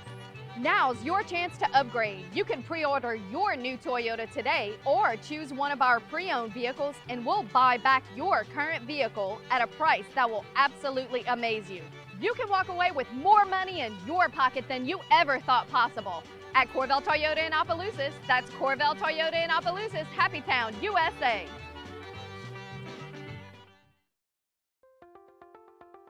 If you're in an accident, a car accident, a slip and fall where you're injured, you need to call an attorney. The defendant insurance company, it's their goal to close the case as quickly as possible and pay out the least amount of money as possible. That's why it's important to call an attorney and call the law office of O.C. Brown. At the law office of O.C. Brown, we're a family-owned firm. We want to be your law firm for a lifetime. Our topic today is about savings. What is savings? Hancock Whitney isn't just a bank for our clients. We're investing in our hometowns, making life better for everyone. So keep dreaming. We've got your back. Welcome back. We've missed you. We know it's been tough. Because rebuilding your business isn't for the faint of heart. Your business needs a jump start. And we're here to help. Introducing Surge, symmetrical speed fiber internet from eTel Business. Revved up data speeds at 30% off, plus 3 months free. We're glad you're back, and we're here to make your business surge. There it is, the extra mile, on the border of expected and extraordinary, for those willing to go further, like vans customized for work or play, with safety and tech to keep you connected. Supported by a 5-star sales, service, and finance team. And backed by the 1-star you know. So go the extra mile. It's never crowded, because so few have what it takes to go there. Mercedes-Benz Vans.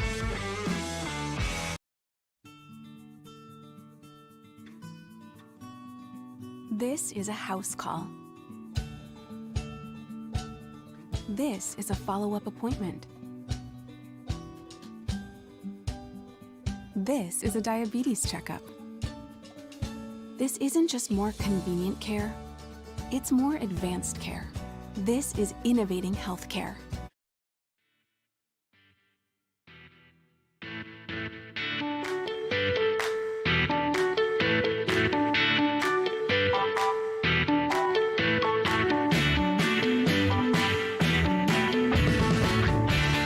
After further review with Matt Moscona, presented by Relief Windows. Windows, doors, siding. Call 288-8138 or visit reliefwindows.com. ESPN Baton Rouge, New Orleans, Alexandria. All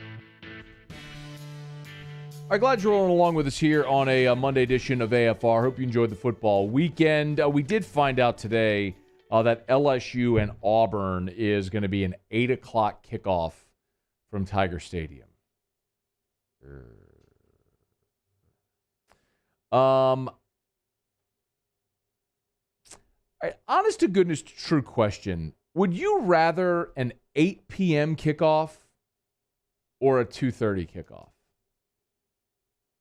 Not that it matters at this point, but the thing that I can tell you that I know is that CBS, and this is just from having conversations every year with executives at CBS who at SEC Media Days or whatever the case may be, they've made it abundantly clear that CBS wants at least one game in Tiger Stadium every year. So you look at LSU and their schedule this year, there are really two options that make the most sense. One would be Auburn, and two would be Florida. I'm not saying that in that particular order, but in whatever order. Now, next week is Bama Ole Miss, so that's going to be the 2:30 game, which I think we all understand why. And by the way, Ole Miss has an open date this week, so Ole Miss has an extra week to prepare for Bama. Lane Kiffin, that offensive scoring, we get the whole nine. Why that's going to be interesting. So I understand why the LSU-Auburn game wasn't the 2:30 choice, so it's probably going to end up being the LSU-Florida game will be I'm assuming, it's just an assumption on my part, that LSU-Florida, provided the two teams aren't completely out of out of competition for anything of value by that point. But if LSU manages to win, its next three or two of its next three, you could have a really compelling matchup in Tiger Stadium. But as much as LSU fans have often complained about the 2:30 kickoff the day game atmosphere in Tiger Stadium, the heat, all that stuff, I really wonder if LSU fans would prefer a 2:30 game to an 8 o'clock kickoff. Just an 8 o'clock kickoff it just means you're leaving Tiger Stadium so late. Anyway, LSU Auburn will be 8 o'clock on ESPN. So make your plans accordingly. 8 p.m. a week from Saturday. We'll go from the 11 a.m. Kegs and eggs game to maybe to the Irish coffee game. Get your coffee to keep your eyes open at that one with LSU and Auburn late through the night. All right, to tap further review, you can tweet the show at Matt Moscona. You can always dial us at 499-1045 or toll free 844-568-MATT, 844-568-6288. Ed Orgeron, as we mentioned, did give us the status of Andre Anthony. A couple of other players that were that have been missing that he sort of updated status for. He played 14. He updated Jay Ward's status, who missed the past couple of games due to injury. I think Jay Ward's going to play. We have to see how the week goes, but we need him, and hopefully he plays this week. We're going to need him. Jay Ward, I would say, getting Jay Ward back, I would say, is the most important of all the injuries this week. I think if you look at Cam Wyatt, left tackle, obviously LSU's offensive line has been a big question mark and big cause of concern so far this year. But I think you can manage there the way that you've already seen LSU do it, with tempo and with the manner in which they've tried to get people creative. Look, when Orgeron today talked about Keyshawn Butte, can you play 8, please? Orgeron talked about Butte moving to the slot, which is basically just using him as an extension of the running game. Well, we want to get him the ball quick, and we want to put him on a nickel and see if we can get him the ball up the middle, see if we can get him the ball on the bubble screens, which is the slots closer. It was just different ways to get him the ball in the fly sweep, get him involved early. But you know what? It ended up opening up the outside for us. I don't think we had planned that, to be honest with you. They singled up those guys on the outside, and those guys on the outside had success. So what Orgeron just described there is basically the creative ways that they're trying to get guys the ball to combat the fact that they don't have a running game. So if you don't have Cam Wyatt back, if you still have issues with the offensive line, you're finding creative ways to combat that. I think that's okay. We talked about defensive end, and you're going to get Ali Gay back. Obviously, Andre Anthony, we learned today, unfortunately, is done for the year, but you seem like you're good there on the defensive line. The big one this week in particular is Jay Ward. Because of what Mike Leach did a year ago to this defense. I mean, LSU spent the bulk of the day in man coverage. I'm not an X and O guy. I'm not going to sit here and scout teams or do film sessions or anything like that. But we all watched it. We've all heard enough people talk about it. Bo Pelini stubbornly stayed in man coverage all last year during that game and got burned to the tune of over 600 yards by KJ Costello. And even after the game, Mike Leach was amazed at the fact that LSU never really adjusted. He said, well, they just kept playing this man. We just kept throwing it over the top every time. And over and over and over again, they did it. You got to have Jay Ward back in this game. If this is an opportunity where Mike Leach is going to be scheming that offense, you want your best in the secondary available. This is a Derek Stingley, Elias Ricks game. This is a Jay Ward, Major Burns game. This might even be a Mike Jones game. Now, he hadn't played a bunch, I know, but Mike Jones playing the role he did at Clemson, I could see him having a role this week if they wanted to have that overhang linebacker on the field. He could certainly do it and be that guy. But Orgeron, listen, it was a big part of today's conversation when Ed was asked a lot about last year. And, I mean, he even said in his number 10, even said they've been working on this since last year. I mean, it's something, we have a plan. We've been looking at Mississippi State ever since we couldn't stop them last year. And it was embarrassing. I was embarrassed as a coach, and I take full responsibility. So, yes, we have some plans to do some different things, but obviously I can't tell you. Good. Don't give away the game plan. But he was also asking, is this a revenge game because of what happened last year? Well, I don't know about a revenge game, but we have our antennas up. We know how good they are. And we know when we got in the game, and we weren't expecting we got burnt. I mean, we just couldn't cover, and we just didn't have the answers. So hopefully this year we do have the answers. I don't think it was our players' fault at all. They just weren't in good position. They were confused. hopefully we fix that. I'm going to find out. And one more was Orgeron was asked why this week against State will be different from a year ago. I can't say that I've seen anything that gives me confidence that it won't be like last year. I'm not going to say that. My antennas are still up. We got a great week of preparation ahead. We have to get better. We still have some misassignments there. We still have some busts. Crossing routes have given us a problem. We still have some guys loose in coverage. So those things need to be fixed and fixed in a hurry because I know they're going to find it. So do I believe that we're going to play well? Yes. Do I believe that we're going to get better? Yes, but we still have a lot of things to fix. All right, it's After Further Review brought to you by DraftKings. The NFL season wraps up tonight. The NFL weekend, week 2 of the NFL wraps up tonight. Make sure that you are downloaded in the DraftKings app and use the code Baton Rouge for your free shot to win millions in prizes. And, of course, to win millions in prizes, you must first start by winning. Can we not play it? Maybe. $1 million. Better late than never. Simple. Pick your lineup, stand under the salary cap, see how your team stacks up. It's DraftKings. Download the DraftKings app now. Use the code Baton Rouge. New customers get a free shot at winning millions of dollars in prizes. Minimum $5 deposit required. Eligibility restrictions apply. See DraftKings.com for details. Again, download the DraftKings app.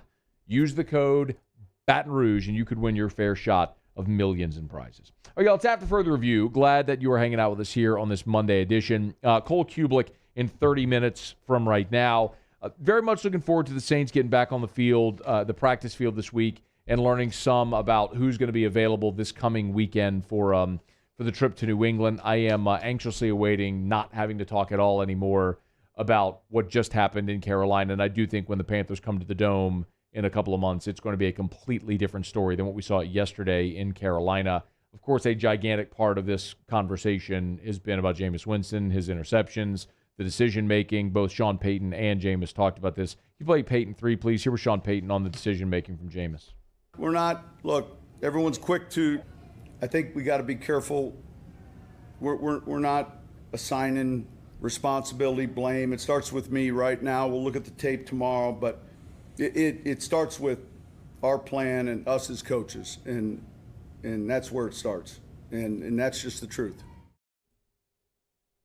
Jameis was, of course, asked about the interceptions in the ballgame. Still got to make good decisions. They came at inopportune times. I don't want to have us in that position in the first place, but still have to take care of the football and do our best to win the turnover battle.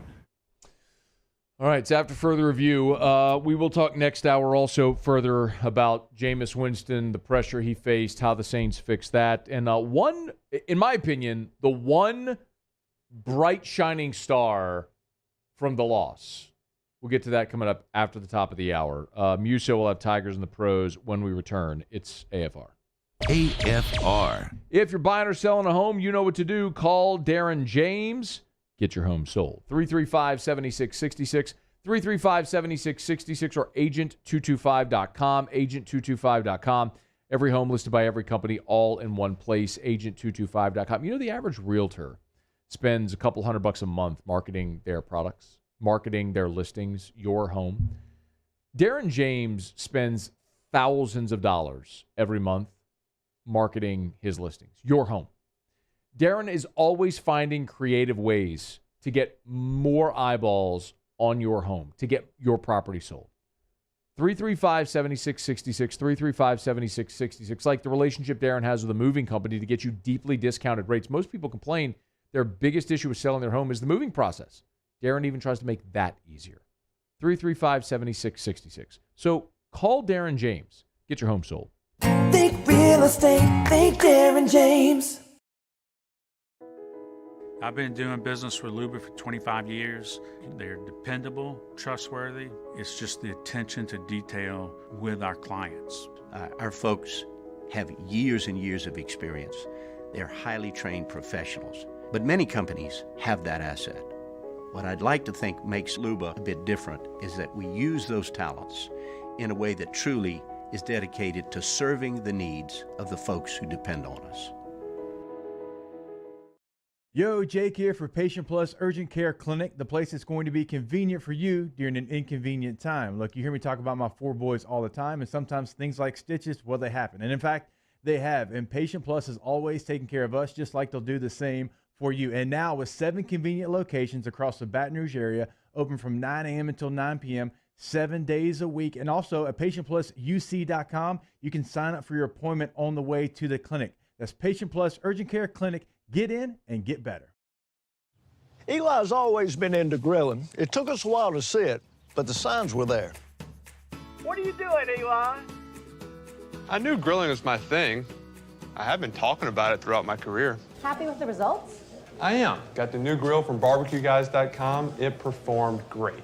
My advice, as I always told my boys, do more of what you were born to do. Barbecue Guys, for those who were born to grill. You want cheese on your burger, Pops? I'll take a little cheese. All new Bayou Ford vehicles come with a 1 million-mile powertrain warranty. And with Bayou to You, free delivery right to your door. Need repair? Our service department is ready and available to help you today. The crew at Bayou Ford is going to do right by you.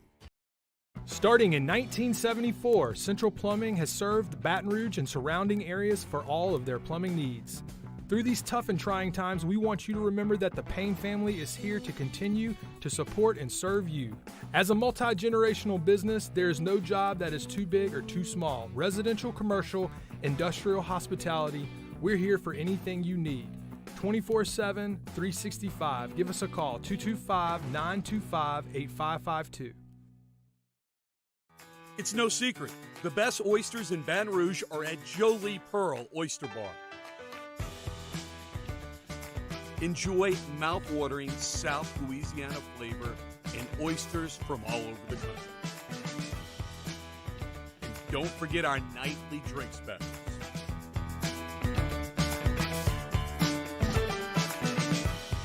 Jolie Pearl Oyster Bar, located in downtown Baton Rouge.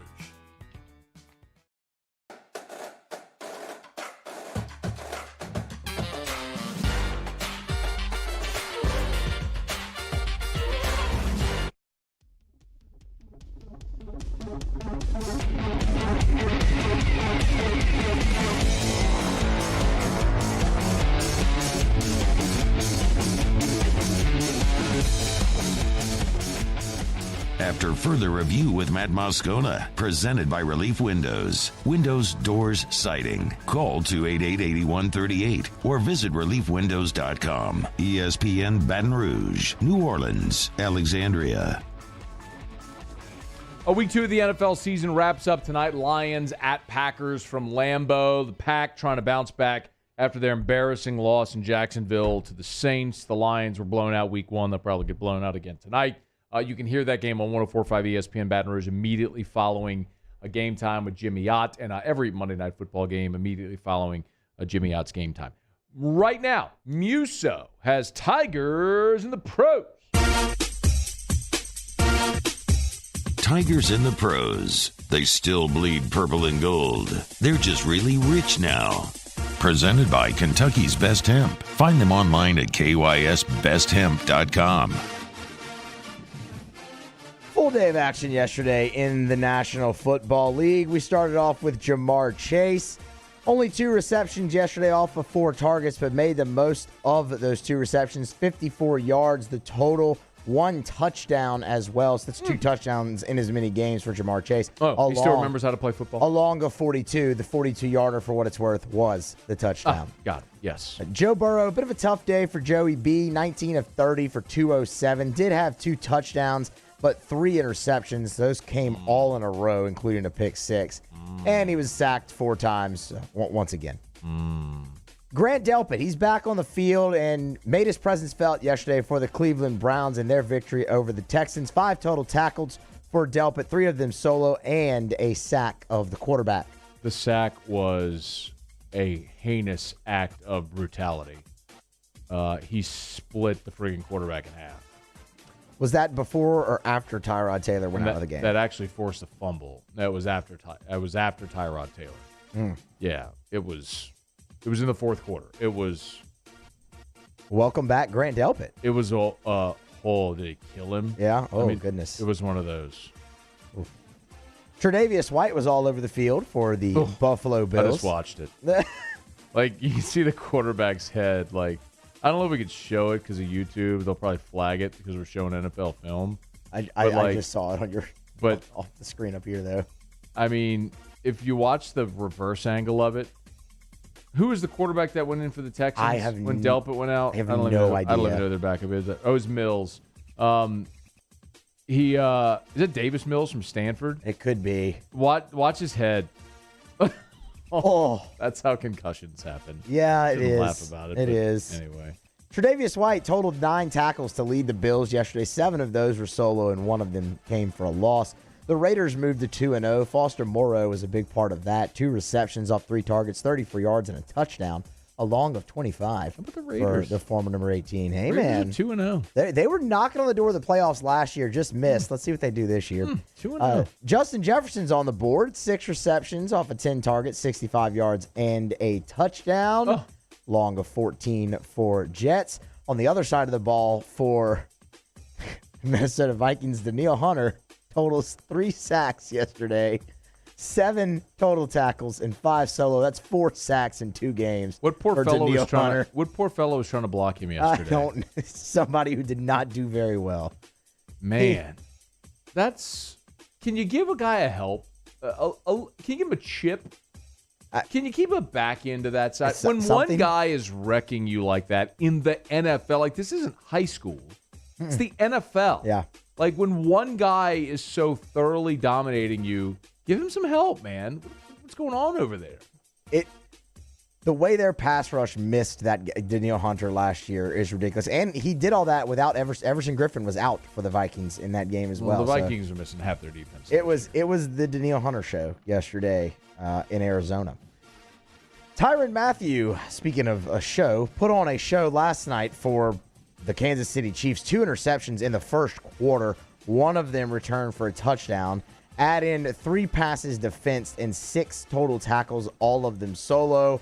And you have 1 impressive debut for the Honey Badger. Of course, He's good. Of course, came off the COVID list. Last night was his first game of the season. Friggin' pick 6 was the first possession of the game. It wasn't enough, though. Wasn't enough.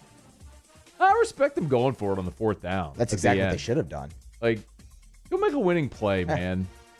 Give up the friggin' ball. The back and forth between Harbaugh and Lamar was great. Everything about that was phenomenal. What are we doing here? Patrick Queen also had 8 total tackles in that game to lead the Ravens. Injury news. Jarvis Landry, week to week with a sprained MCL. That was suffered on the first possession of the game for the Cleveland Browns. Stefanski says he does not know yet if Landry will go on injury reserve. That, of course, would require him to miss 3 games. Landry only missed 1 game since his career began in 2014. Only totaled 9 yards off of 1 catch yesterday before spraining the MCL.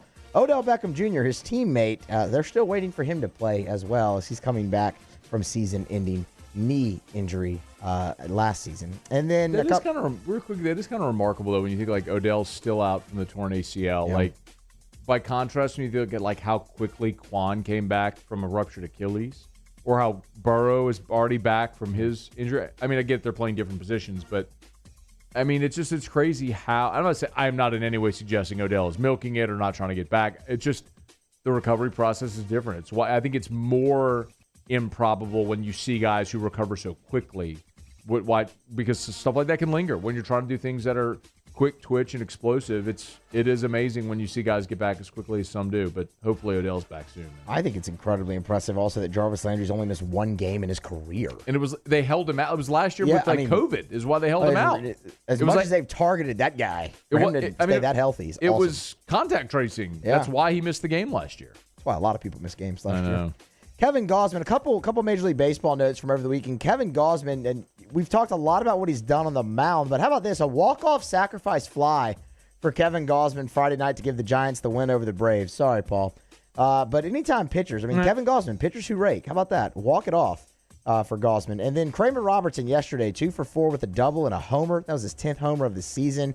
2 RBI. The home run came in the bottom of the 9th. The Memphis Redbirds were down to their last out. It pulled them within 1 run. 8-7 losers as Kramer's homer was the last run of the game for the Redbirds. That's Tigers in the Pros. Presented by KYSBestHemp.com. KYSBestHemp.com. Kentucky's Best Hemp. Promo code AFR30 to save 30% off your order. Remember, inflammation, trouble sleeping, anxiety, all natural CBD could be the answer. I actually take 2 of the CBD gummies from Kentucky's Best Hemp before I go to bed every night. Wake up, put a little drop of oil under my tongue. Helps with like achy joints. It could help. I'm telling you. If you tried everything, all natural CBD could be a great option for you at Kentucky's Best Hemp. KYSBestHemp.com. Promo code AFR30 to save 30% off your order. I guess I realized why I don't ever read the YouTube chat. I just opened it and someone said the Lions weren't blown out. It was 41-17 last week against the Niners. Deep in the fourth quarter. Like, the Lions scored 2 late garbage time touchdowns. They got their ass kicked up and down the field. Thank you for playing, though. All right, and the Packers are going to kick the crap out of the Lions tonight.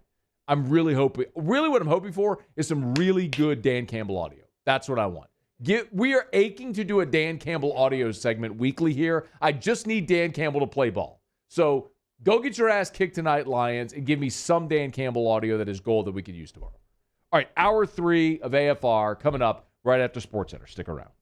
AFR. Brought to you by Shawbills, ShawBillsTire.com, Shawbills Tire and Auto Service. Find the location nearest you at ShawBillsTire.com. 18 locations in South Louisiana. Find the location nearest you at ShawBillsTire.com. Bumper-to-bumper auto service and name brand tires at wholesale prices.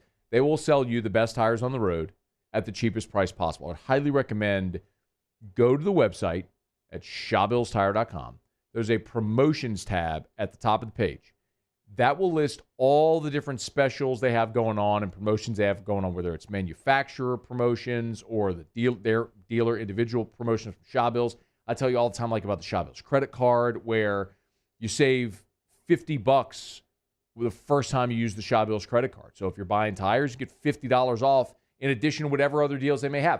I'm telling you, they find the way to get you the best tires on the road for the cheapest price possible. They treat you like family. That's Shawbills. ShawBillsTire.com. ShawBillsTire.com. Shawbills, where we keep you rolling. All new Bayou Ford vehicles come with a 1 million mile powertrain warranty. And with Bayou to You, free delivery right to your door. Need repair? Our service department is ready and available to help you today. The crew at Bayou Ford is going to do right by you. Eli's always been into grilling. It took us a while to see it, but the signs were there. What are you doing, Eli? I knew grilling was my thing. I have been talking about it throughout my career. Happy with the results? I am. Got the new grill from barbecueguys.com. It performed great. My advice, as I always told my boys, do more of what you were born to do.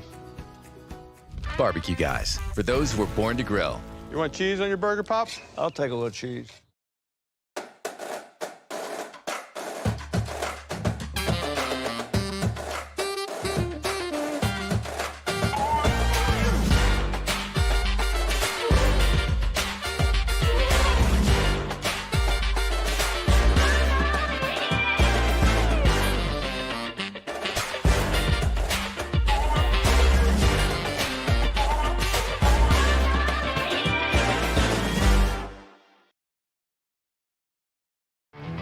There it is, the extra mile, on the border of expected and extraordinary, for those willing to go further, like vans customized for work or play, with safety and tech to keep you connected, supported by a 5-star sales, service, and finance team, and backed by the 1-star you know. So go the extra mile. It's never crowded, because so few have what it takes to go there. Mercedes-Benz Vans. This isn't just another day. It's so much more. Kelly's life was put on hold when her auctioneer primary care doctor discovered a rare blood disorder. Her doctor connected her to an auctioneer care team of cancer, heart, and kidney specialists. With multiple primary care locations around Baton Rouge, same-day appointments, and online scheduling, we're relentless about keeping you healthy. Auctioneer Baton Rouge, innovating healthcare for Kelly. I'm Jay Ducote. I grew up learning how to cook at LSU tailgate parties and right in my own backyard. And I created JD's Louisiana products to bring that Louisiana flavor to you at home for your backyard cookout. JD's Louisiana barbecue sauce, Louisiana molasses mustard, spicy and sweet barbecue rub, and more are available at your local supermarkets or by logging on to jdacody.com/shop. Put in promo code CST for 25% off at checkout. If home is where the heart is, a roof is a shield. That's why for over 25 years, South Louisiana always turns to Garcia Roofing and Sheet Metal. For more information, visit garciadidmyroof.com.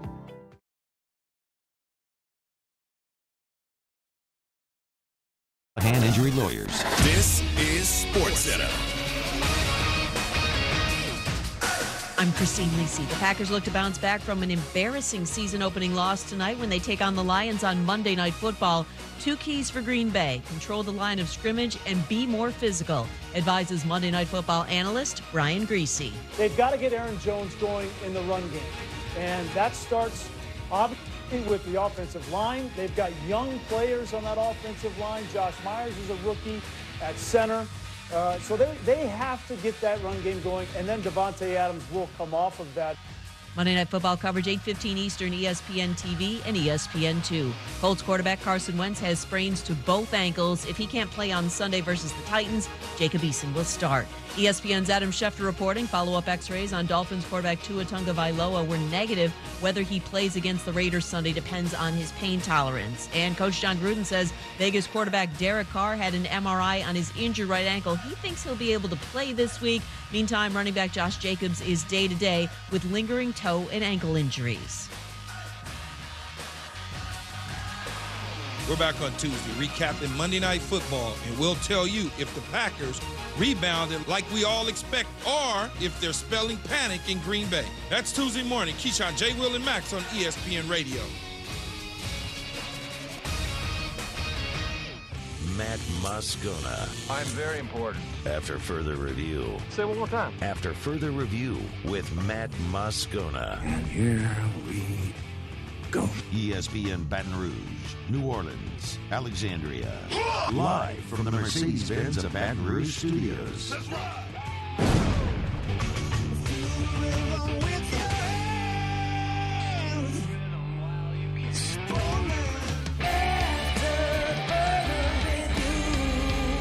Hour 3, off we go. Welcome aboard. Glad you're with us. AFR, presented by Relief Windows. I'm Matt. This is Shaq O'Neal, and I hate Matt. Paul O'Neal. They're chanting Paul O'Neal's name. Yuso. And Mr. Toby Tomplay.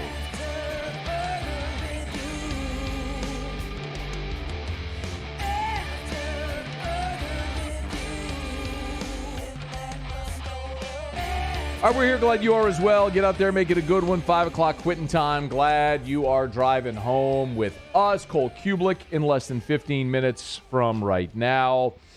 Otter Locks later this hour. We'll get Jimmy's pick on Monday Night Football. See how the Otter did with his picks over the weekend. The Saints were abysmal against Carolina. Arguably the worst performance of the Sean Payton era. The worst offensive performance by the yardstick of the Payton era. Fewer yards against Carolina on Sunday, 128, than any game in the Payton era since 2006. It was objectively awful. I picked the Saints to lose. I thought they would lose. I didn't think you could miss as many players as they had out and go win a game in the NFL. I did not think it would be as bad as it was.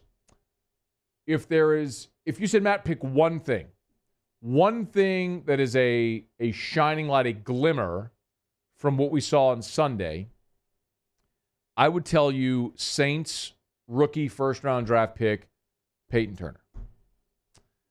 Payton Turner made his NFL debut. He was a healthy scratch in week 1, but Payton Turner got out there against Carolina, and obviously they needed him. With Marcus Davenport being injured, we saw a lot of Carl Granderson. We saw a lot of Payton Turner. And in his NFL debut, Payton Turner made his presence felt. On the day, 5 tackles. He did have a sack in the ball game and 3 tackles for loss as well. Pro Football Focus does their player grades And of the rookie pass rushers, Payton Turner, his pass rush proficiency by far blew away every other first-round, every other rookie pass rusher from this past weekend.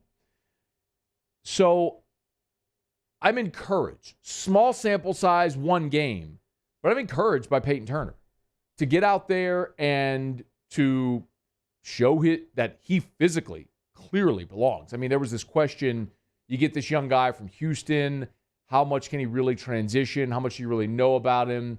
Doesn't have a great resume of film out there and playing in the American Athletic. Will he be able to transition? A lot of people had Marcus Davenport vibes.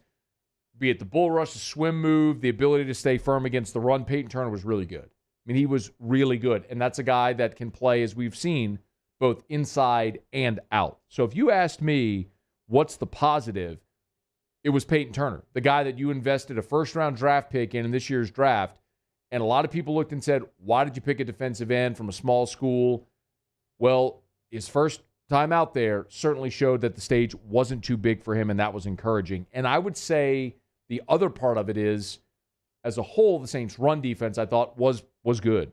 Carolina ran it 33 times for 89 yards. They averaged just 2.7 yards a carry. So without David Onyemata, without Quan Alexander, without Marcus Davenport, without those three starters in your defensive front seven, you still were elite against the run, which is what this Saints team has been since Ryan Nielsen has been the defensive line coach and since Dennis Allen came back to be the defensive coordinator.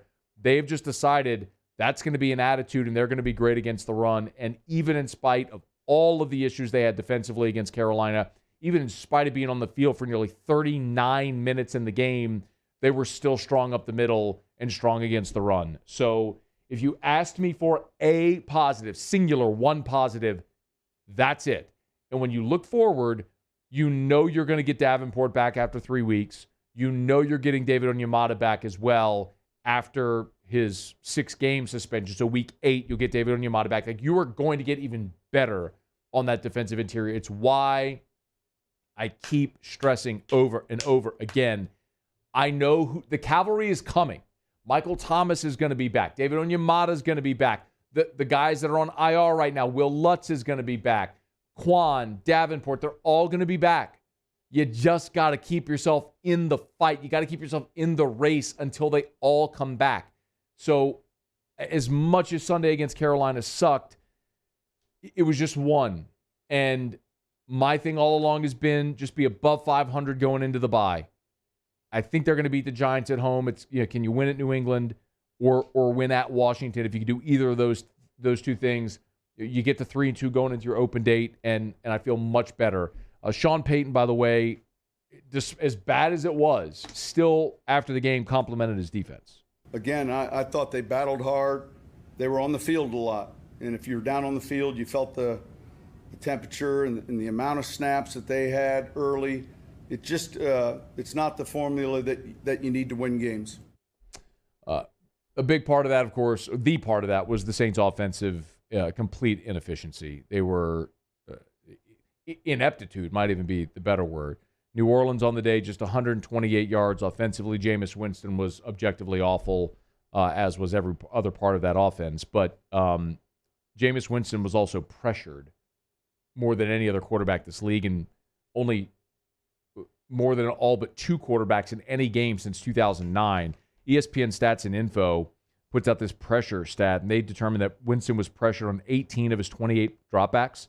That was a 64% rate. That's the highest pressure rate in the NFL and the third highest rate any quarterback has faced since 2009. Now, it's on Jameis Winston with how he deals with that pressure, and he did not do a great job. He threw 2 very bad interceptions, including the one heave at the end of the first half, which cost the Saints an opportunity at points. They would have been within Rosas' range for a field goal if he had just thrown it away. Instead, he threw it up for grabs, threw a pick, and that was terrible. Winston did say after the game that he'll take this and chalk this up as a learning experience with this loss to Carolina. Well, I think rhythm is a big part of offensive success. So we will find that. We will find a way to play the football that we like to play. and we're going to learn from this one. Now, for anyone who today is saying, you see, I told you, he's turnover prone, he's a mistake machine, he hasn't changed at all, I would say you're a coward because you didn't say anything a week ago when they played great against Green Bay. The same reason I didn't make any declarative statements after the win over Green Bay is the same reason I'm not going to make any declarative statements today about Jameis Winston or about this team as a whole. The most predictable part of this game was going to be the issues protecting without Eric McCoy. We talked about it all last week. Not only did Ruiz move over to center, but then you have Throckmorton and a guard. And while those guys played well in a pinch against Green Bay and everything was going well for you with a week to prepare, give Carolina a ton of credit.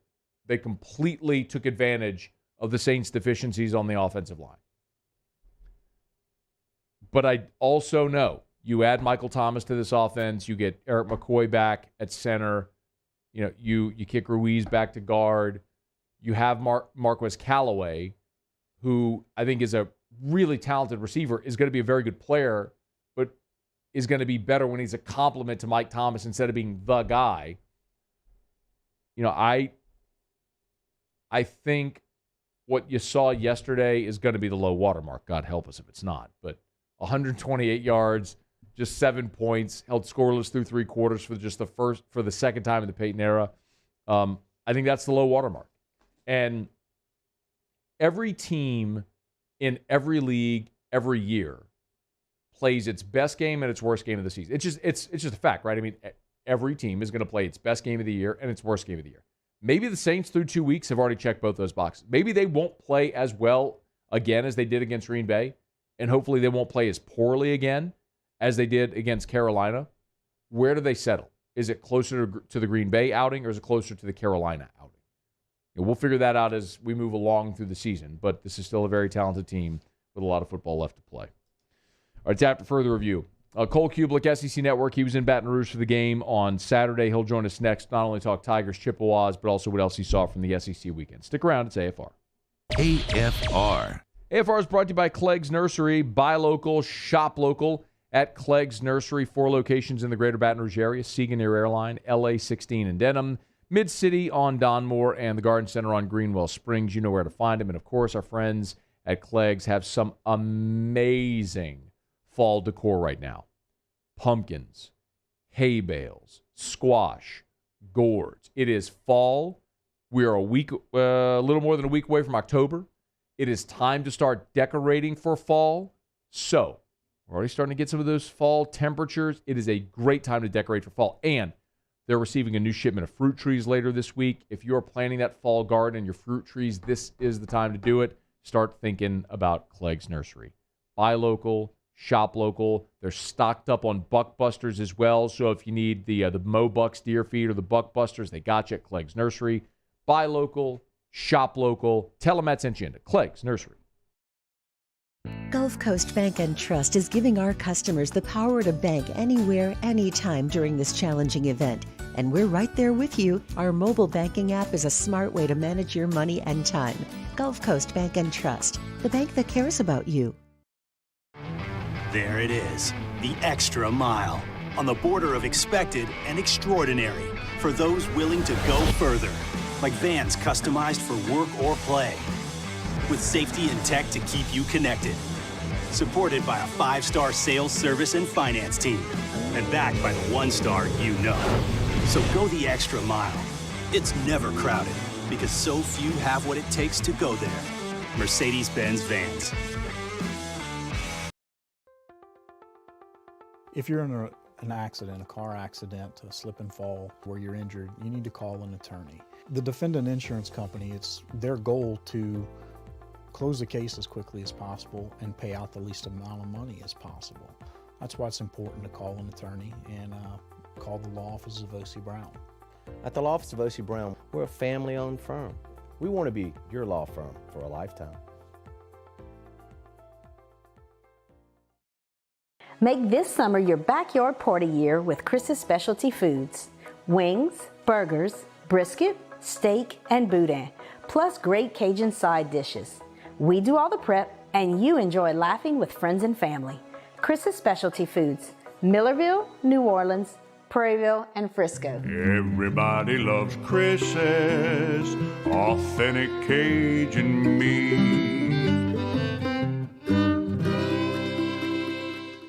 Front to Back Boat Service has been family owned and operated for 30 years. And the Sherman family is NMEA certified. That's the National Marine Electronics Association at Front to Back. They are committed to improving the safety and technology of marine electronics through installer training, interface standards. And look, the fall and the winter, it's the perfect time to do that yearly maintenance you've been putting off. Get those parts you've been wanting. So schedule your appointment today at Front to Back, North Airway off of Airline Highway. Yo, Jake here for Patient Plus Urgent Care Clinic, the place that's going to be convenient for you during an inconvenient time. Look, you hear me talk about my 4 boys all the time, and sometimes things like stitches, well, they happen. And in fact, they have. And Patient Plus is always taking care of us, just like they'll do the same for you. And now with 7 convenient locations across the Baton Rouge area, open from 9 a.m. until 9 p.m., 7 days a week. And also at PatientPlusUC.com, you can sign up for your appointment on the way to the clinic. That's Patient Plus Urgent Care Clinic. Get in and get better. All new Bayou Ford vehicles come with a 1 million mile powertrain warranty. And with Bayou to You, free delivery right to your door. Need repair?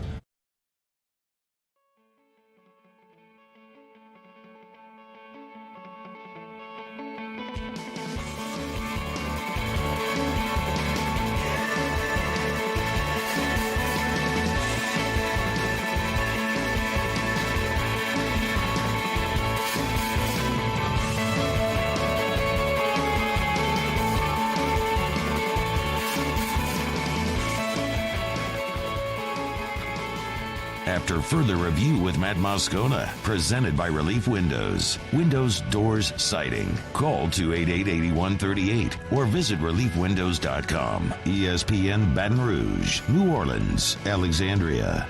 Cole Cubelic was in Baton Rouge on Saturday. He just can't quit us. He joins us now. How are you, man?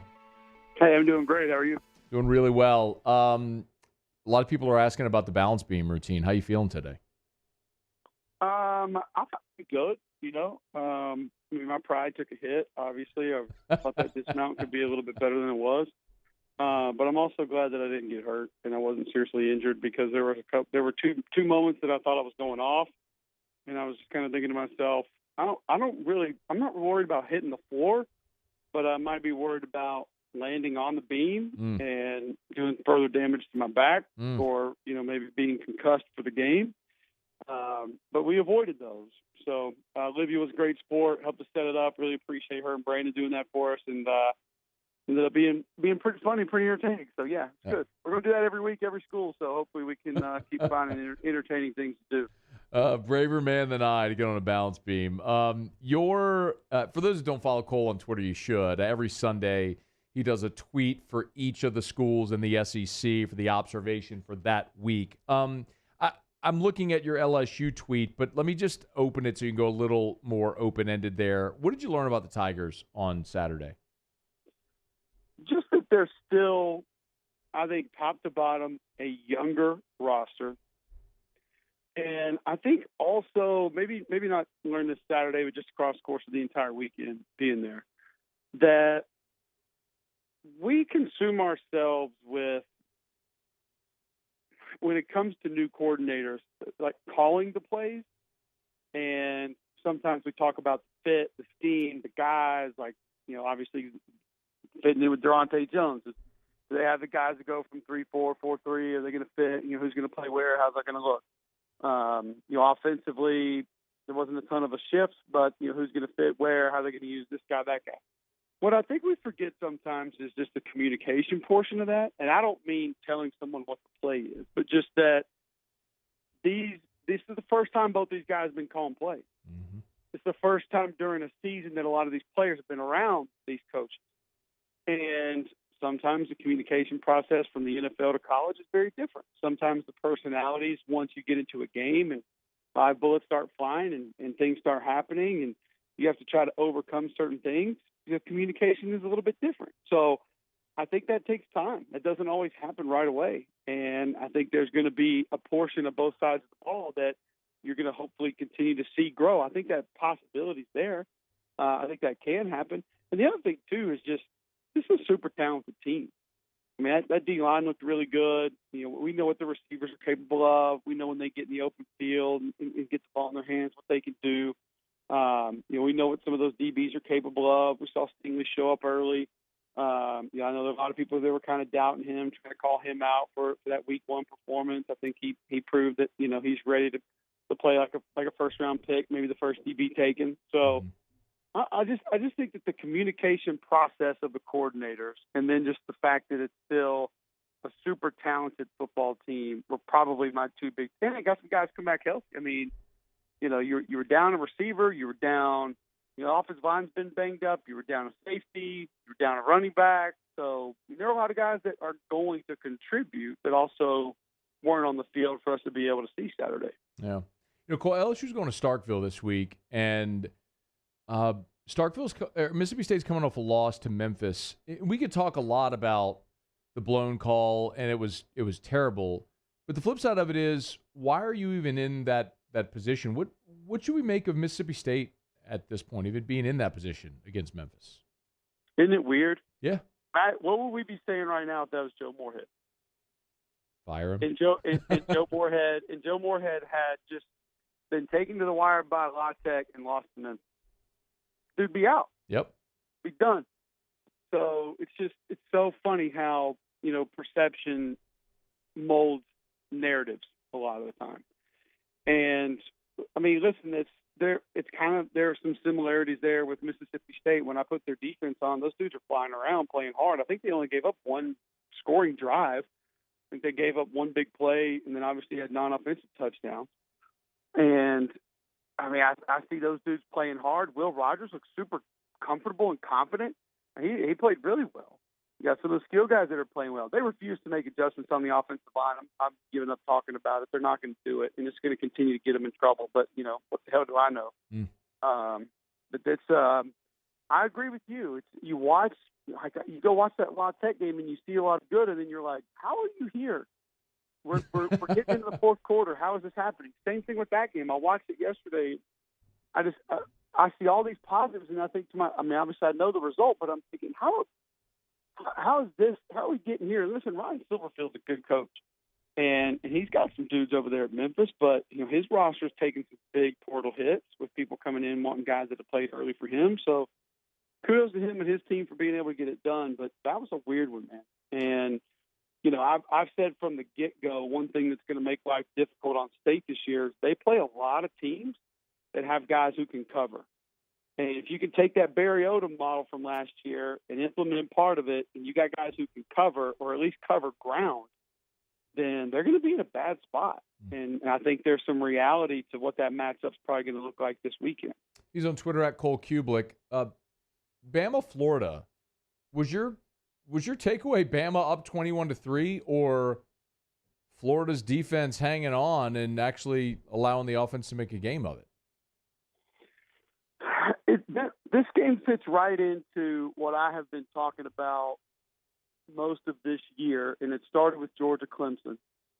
And the reason that people got off of that narrative is because Georgia's looked dominant since that game, is we have become more consumed with how games looked than how games ended. Like we're more consumed with the performance than the result.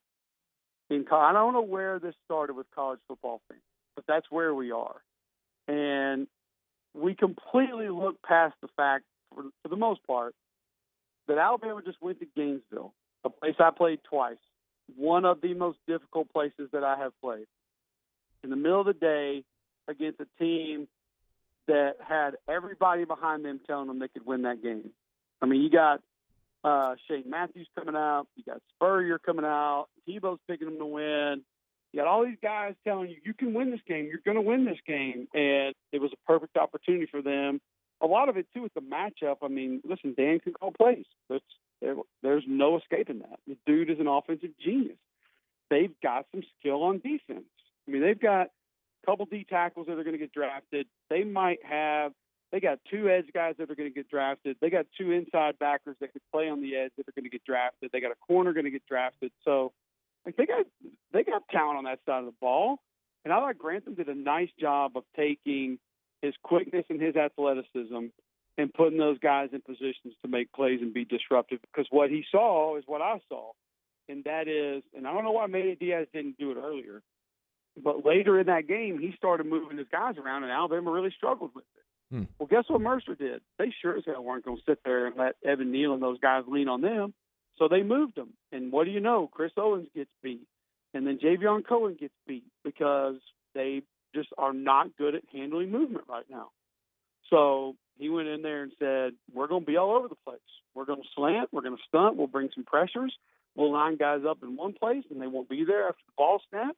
You know, he had some like old school Pittsburgh Steelers zone blitzes that, stuff that's been going on for 20 years, but it's not as popular as it was, 15 years ago. And so it looks a little bit new to some of those kids. So I give the resiliency a lot of credit. I give the kids a lot of credit and the coaches a lot of credit for what they designed. But it's kind of like what you said. Make no mistake, Alabama went down the first three drives and made it look easy. And then all of a sudden, things got a little bit more complicated when they couldn't lean on the run. But I think if you're going to talk about crediting somebody on one team for how they played, I'd probably go Emory Jones, because he throws a pick, Alabama goes down and scores, and that's when it was 21-3. Mm-hmm. You just turned it over. Everybody in that place has been waiting for the next kid to come in. And all of a sudden, you're almost down 3 touchdowns, and you're the one that threw the pick that they went down subsequently and scored another touchdown.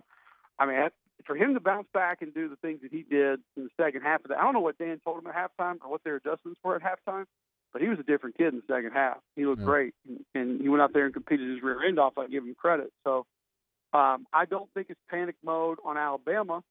I do think let's give proper credit to the Florida coaching staff and some of the talent that they have.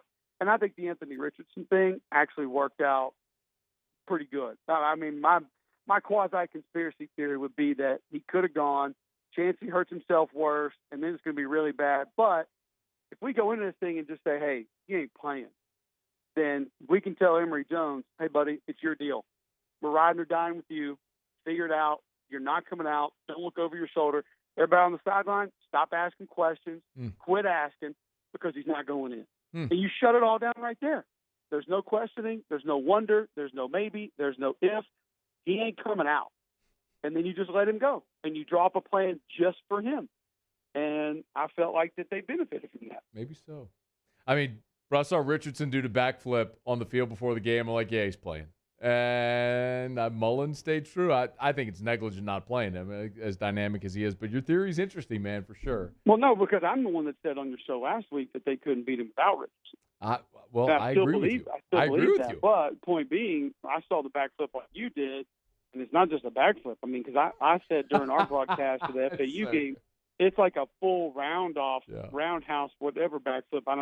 Listen, I was just in the gym training facility. I should know the names of some of these things, but it's like the full, whole 15-yard deal where it's like cartwheel into somersault, backflip, up in the air thing. So, yeah, when I saw that, I was like, okay, he's all right. And then when I saw Jamie Erdahl's hit, and she said that Dan basically said he's not going to play unless basically Emory's knocked out and we don't have a kid that can take a snap. Mm-hmm. I was like, all right, well, I think now that's when I thought, well, he's doing this just to calm everybody down and to cut out the commotion and cut out the conversation. All right, last thing for you. I could ask you about individually every school in the league, but I'll ask you, which team is the bigger threat to spoil a season? Not say that they're only spoilers, but like not a threat to win their division, but a threat to spoil a season. Is it Ole Miss or is it Arkansas? To spoil a season, this is just going off of your description that you laid out, and I would say Arkansas. Okay. Why? You don't? Do you think Ole Miss is? Ole Miss might be the next best threat to win the division right now. Okay. But realistically, nobody's winning the division, right? Like Matt Corral is like Neo in the Matrix right now. like that dude has the force. Like things are really slowing down for him. Yeah. And so I think that when you have a quarterback playing like that in that system with those weapons, And this is still a big if the defense has gone up, let's just say that they've gone up like 20 spots nationally. And so instead of being 124, they're like just outside the top 100. Or what if they're like 80th in the nation? Well, that's going to make them totally different. And then if Matt Corral, go back and look at the games they lost last year. I mean, you saw it. How many picks did he throw against LSU? 5. How many throw against Arkansas? I don't remember. 6? 6. What is 6? Yeah. 6. He threw 6 against Arkansas, and he threw 2 against Auburn. So the only 2 games that he lost that he didn't throw a pick in were Florida and Bama. Both of those were competitive, and there's no way in hell they should have been in either one of those games last year. So if he gets through this season and he minimizes the turnovers, first off, they're going to be a different team just from that perspective. And then all of a sudden, if you have the 70th ranked defense instead of the 124th ranked defense, well, you're going to be a different team based off that as well. Yeah. And then they had a couple breaks go against them at different times over the course of last year. I mean, the Auburn thing with the player tucking the ball on the kick return, some of those things go your way instead of the other team's way this year, then they're going to be very different. And they look like they got a lot more confidence right now than Texas A&M does. Yeah. So we'll see. He's Cole Cubelic. He's on Twitter at Cole Cubelic, noted broadcast gymnast as well. I'm glad you didn't fall off the beam. I'm glad you didn't fall on the beam. Might be a better way of putting it. But we always appreciate the time, man. By the way, do you know where you're going this week? I thought it was Tuscaloosa. We've got Alabama. No, we've got Alabama again this week. So Southern Miss at Alabama. I'll be really interested to hear, just kind of what everybody thinks about that performance, because I think Nick was very realistic after the game.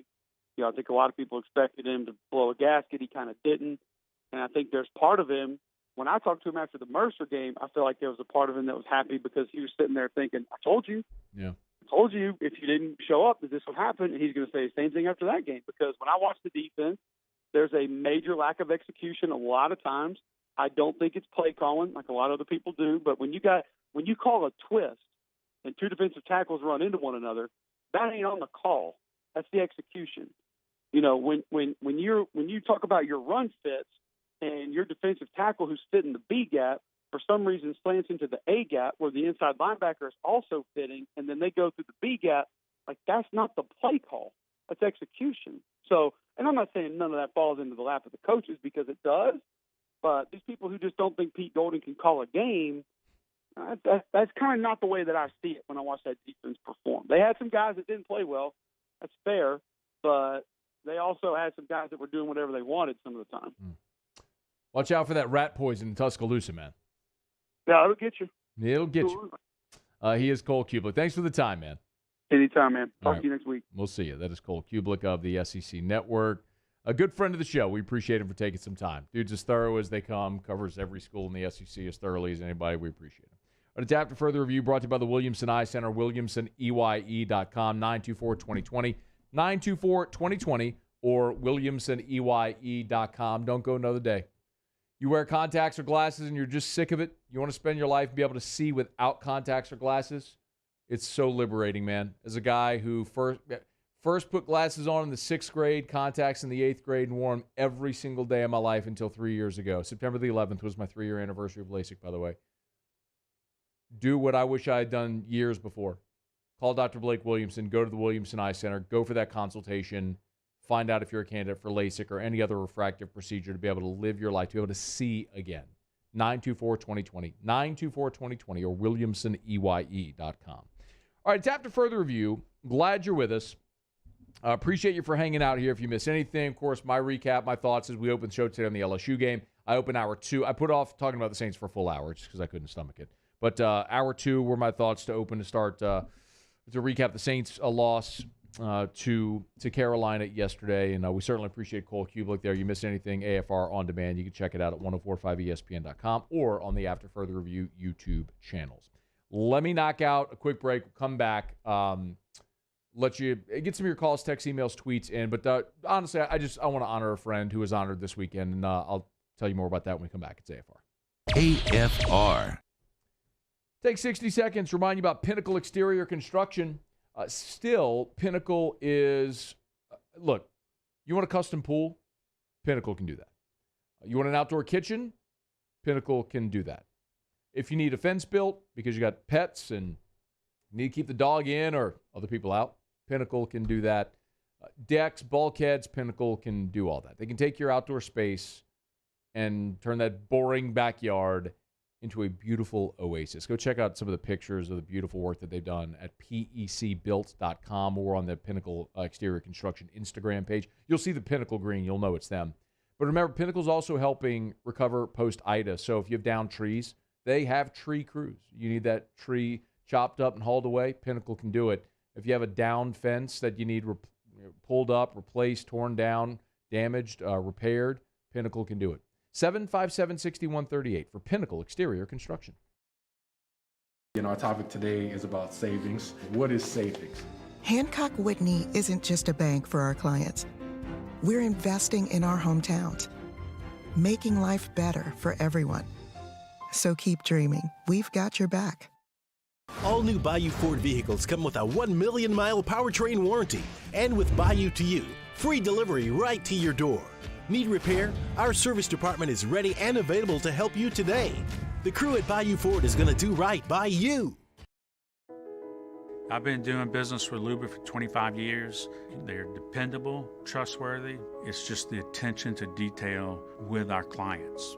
Our folks have years and years of experience. They're highly trained professionals, but many companies have that asset.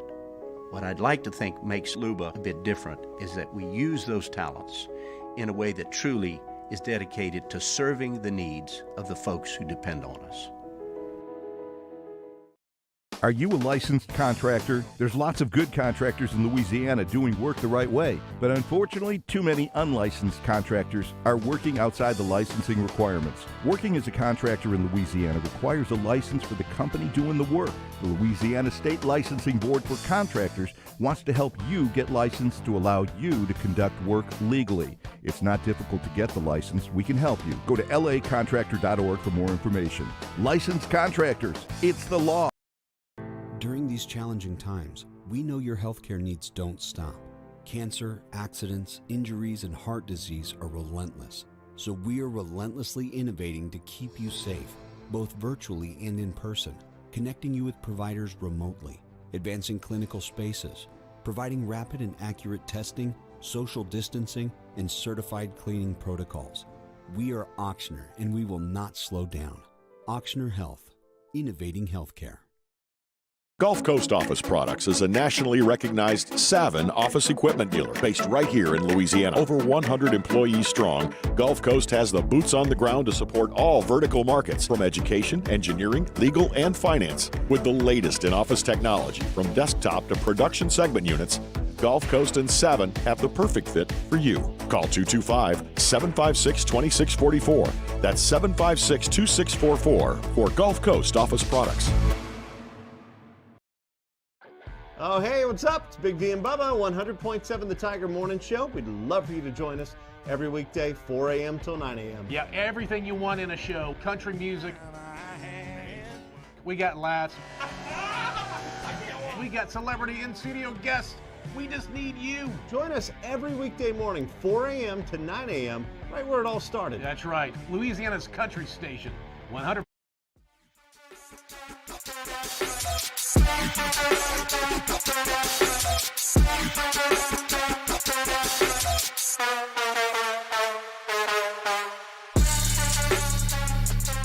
After further review with Matt Moscona, presented by Relief Windows. Windows, doors, siding. Call 288-8138 or visit reliefwindows.com. ESPN Baton Rouge, New Orleans, Alexandria.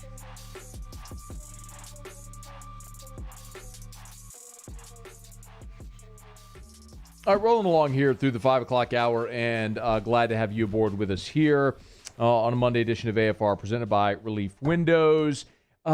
This weekend, the McCord family was back in Natchitoches. Many of you know Carly was a Northwestern State Demon and a very proud alum. And the McCords were in Natchitoches to present the Carly McCord Scholarship to the inaugural recipient at Northwestern State. So they were at the Northwestern State football game this weekend. And on the field during the game, the McCords presented the inaugural scholarship to the recipient. And if you're watching, there's a picture of the family. That's Carly's sister, Kaylee, her husband, Todd, their children, Carly's brother, Carson, and his wife, Rebecca. I know Miss Karen and Mr. Tracy were there as well. So the entire McCord family was there. And Caroline Bland was the inaugural recipient of the Carly McCord Memorial Scholarship, which was created to benefit a female student pursuing a career in sports journalism and media.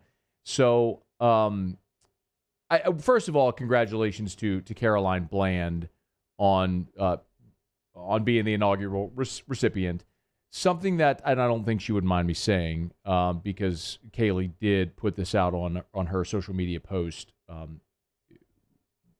mentioning that they were there in Natchitoches for the game and everything that happened there. The scholarship fund has already raised more than $100,000, which is simply remarkable. But it's also a testament to Carly and who she was, and the amazing person that she was, and the role and the influence that she continues to have. And because of this scholarship and other things that have been set up like it in her memory, will continue to have for generations to come, which is awesome. I should also mention, of course, Stephen, Carly's husband, Stephen, was there as well, who, by the way, is coaching now at Ruston. So he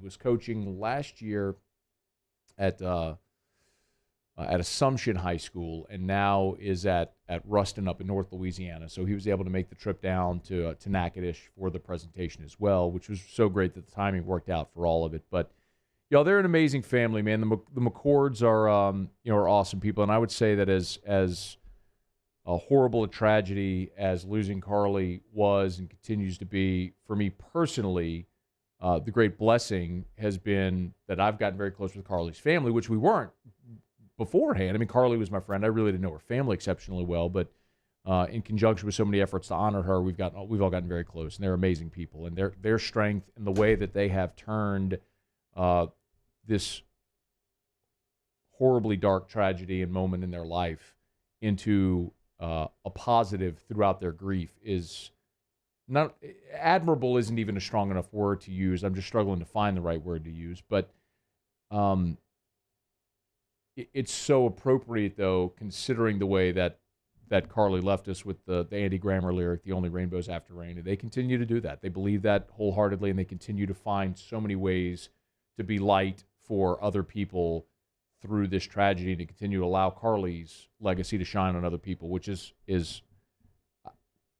I mean,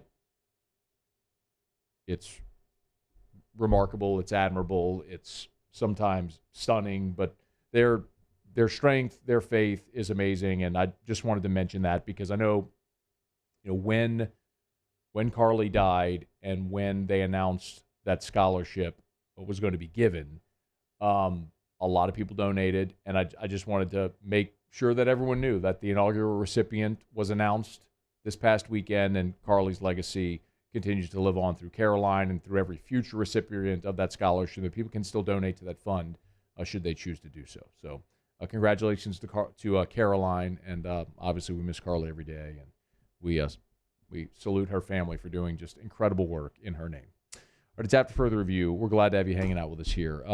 You know what? I don't know that there's a whole a lot more that I want to say on top of that. So if you're okay, I know it's a short segment, but I just don't want to really transition back into sports. We got Jimmy coming up for Otter Locks, and we'll wrap up with Otter Locks and with what we learned next. AFR. AFR is brought to you by Insurance Network of Louisiana. They're online at lainsurance.net, lainsurance.net. Better coverage for less money. So many people here post-Hurricane Ida got a pretty good education on insurance, how it works, what insurance coverage you have, what your insurance company is willing to cover, maybe more importantly, what they're not willing to cover, what your relationship is like with your insurance company, how responsive are they whenever you're in need. Insurance Network of Louisiana. If any of those questions have not been answered satisfactorily during this process, what a great time to call. Let this be the big push that gets you to pick up the phone and call Insurance Network of Louisiana. Let the guys and gals at Insurance Network of Louisiana shop for you independently for free to see if they can get you better coverage for less money. Maybe it's lowering that hurricane deductible. Maybe it's lowering your monthly payment. Insurance Network of Louisiana. LAinsurance.net. In most cases, you'll never get more for your trade-in than right now at Corval Toyota in Opelousas. Now's your chance to upgrade. You can pre-order your new Toyota today or choose one of our pre-owned vehicles and we'll buy back your current vehicle at a price that will absolutely amaze you. You can walk away with more money in your pocket than you ever thought possible. At Corval Toyota in Opelousas, that's Corval Toyota in Opelousas, Happy Town, USA.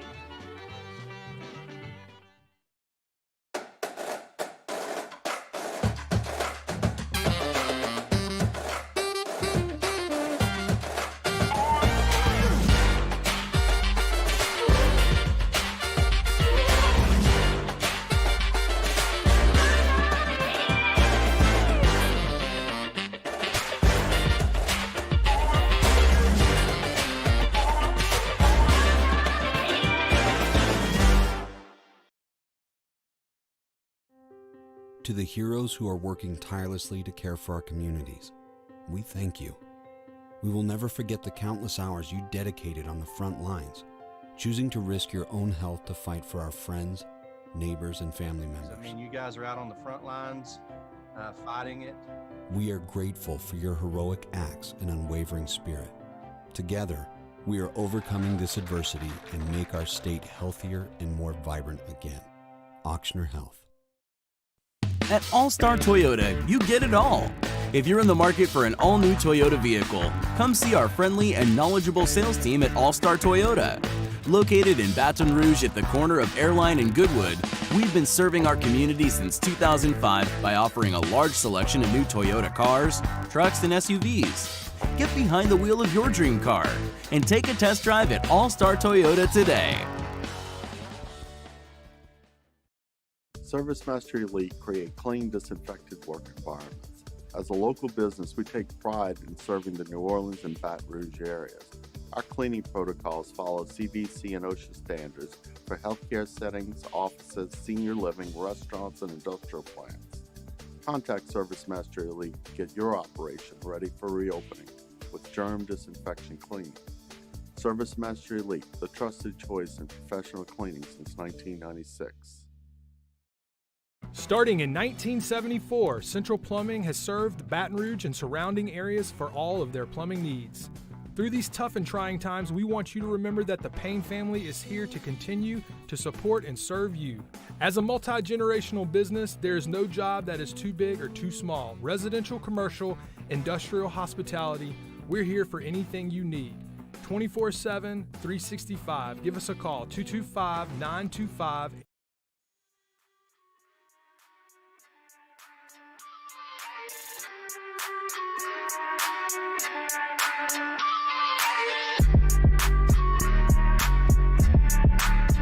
After further review with Matt Moscona, presented by Relief Windows. Windows, doors, siding. Call 288-8138 or visit reliefwindows.com. ESPN Baton Rouge, New Orleans, Alexandria.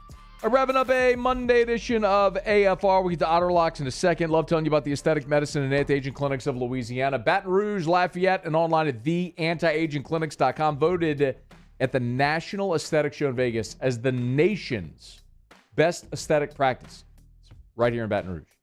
You don't feel like your younger self. They can help. Hormone replacement therapy, IV treatments, medical grade supplements. Of course, if you want to look and feel like your younger self, they can help. The aesthetic medicine and anti-aging clinics of Louisiana. Baton Rouge, Lafayette, and online at theantiagingclinics.com. Theantiagingclinics.com. All right, one thing left to do. Find out what we're betting on tonight. It's time for Otter Locks. Otter Locks. Otter Locks.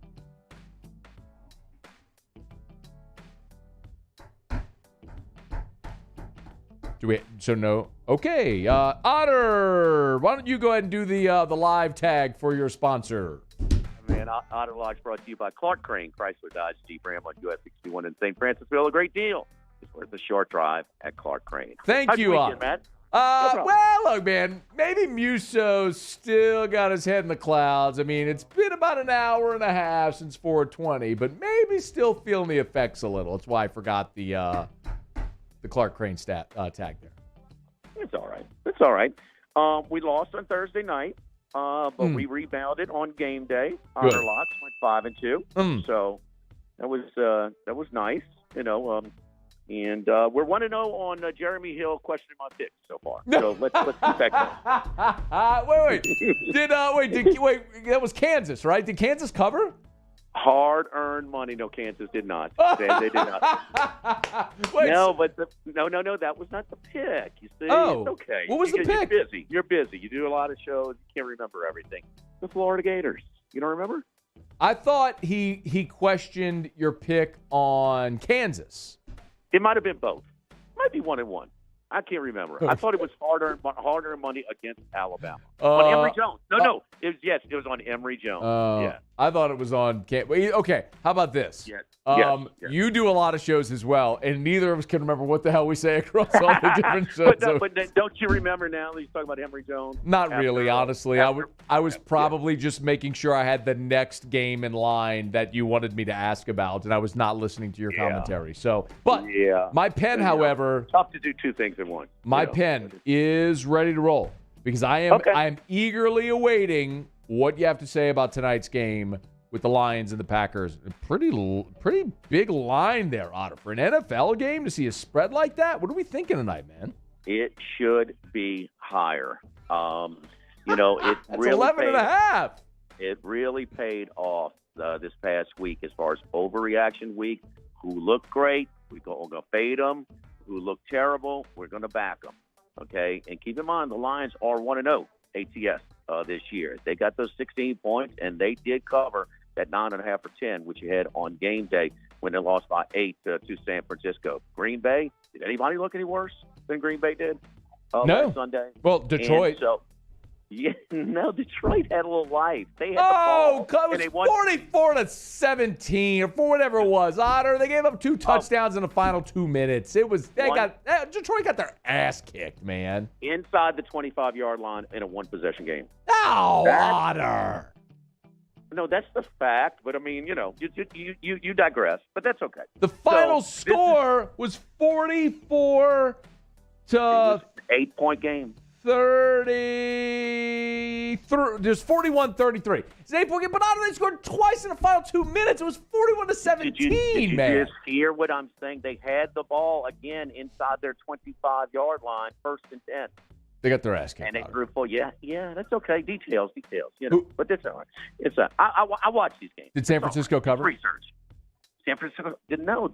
What was the line? I don't know what the line was. You're the only one who's married to every line. What was the line? I don't know. I just said the Lions are 1-0 ATS. That wasn't I know I'm incomprehensible sometimes, but I think that you are smart enough to comprehend what I'm trying to say. I said often incomprehensible. Not always, just often. All right, go ahead. All right, so what are we looking for tonight? 11.5. Packers. Right. Packers. Also, former Super Bowl champion Brandon Stokely comes on our show 7 o'clock every Wednesday night. He's part of the Bet Rivers family as well. He only offered on a couple props. Aaron Rodgers to pop back. So looking at some player props, look for Aaron Rodgers to go over the numbers as well. This Lions defense is slow. They have no team speed. It is going to be a field day in Lambeau. Leaps aplenty, my friend. Lay the 11.5. I cannot believe it is still this low. Bite some kneecaps. That's how you get over that speed differential. Bite off some kneecaps, Otter. Yeah. This is a great experiment. With this line, it's like they hired this guy as part of the tanking process. Otter, I am legit. Like we talked about this earlier. I'm legit hoping for an ass whipping just so we get like peak Dan Campbell in the post game because I am aching.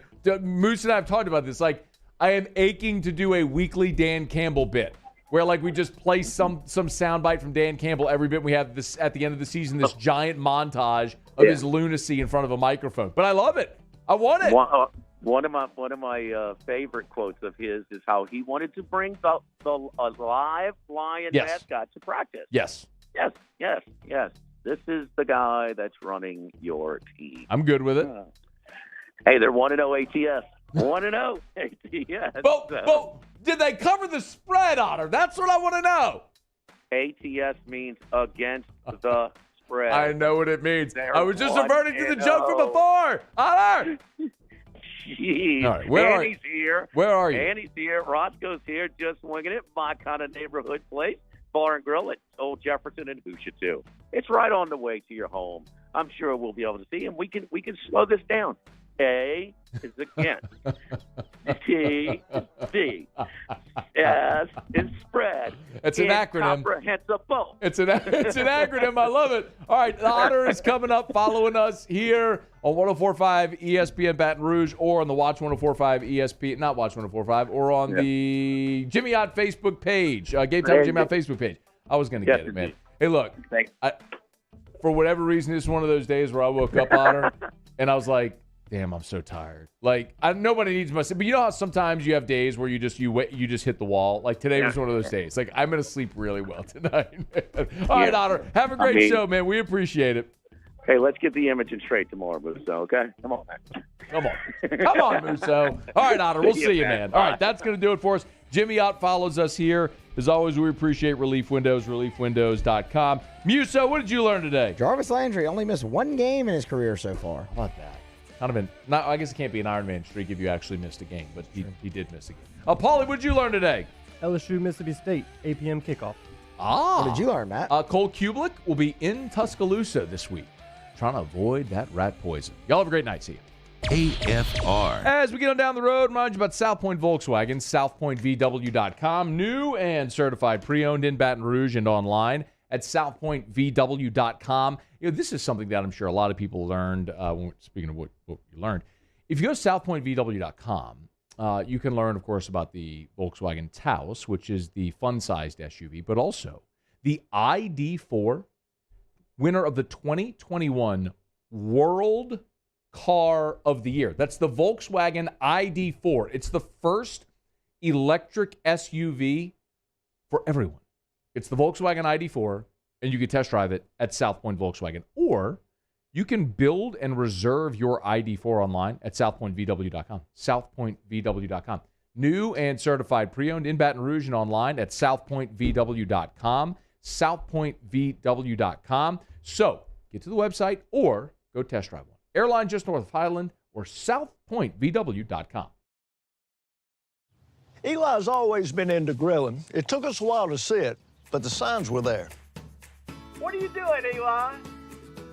I knew grilling was my thing. I have been talking about it throughout my career. Happy with the results? I am. Got the new grill from barbecueguys.com. It performed great. My advice, as I always told my boys, do more of what you're born to do. Barbecue Guys, for those who were born to grill. You want cheese on your burger, Pops? I'll take a little cheese.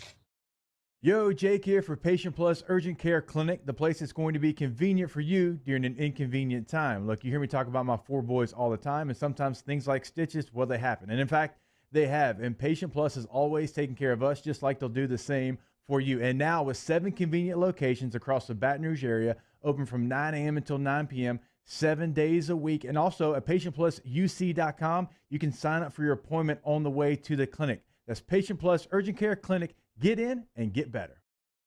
Our topic today is about savings. What is savings? Hancock Whitney isn't just a bank for our clients. We're investing in our hometowns, making life better for everyone. So keep dreaming. We've got your back. All new Bayou Ford vehicles come with a 1 million mile powertrain warranty. And with Bayou to You,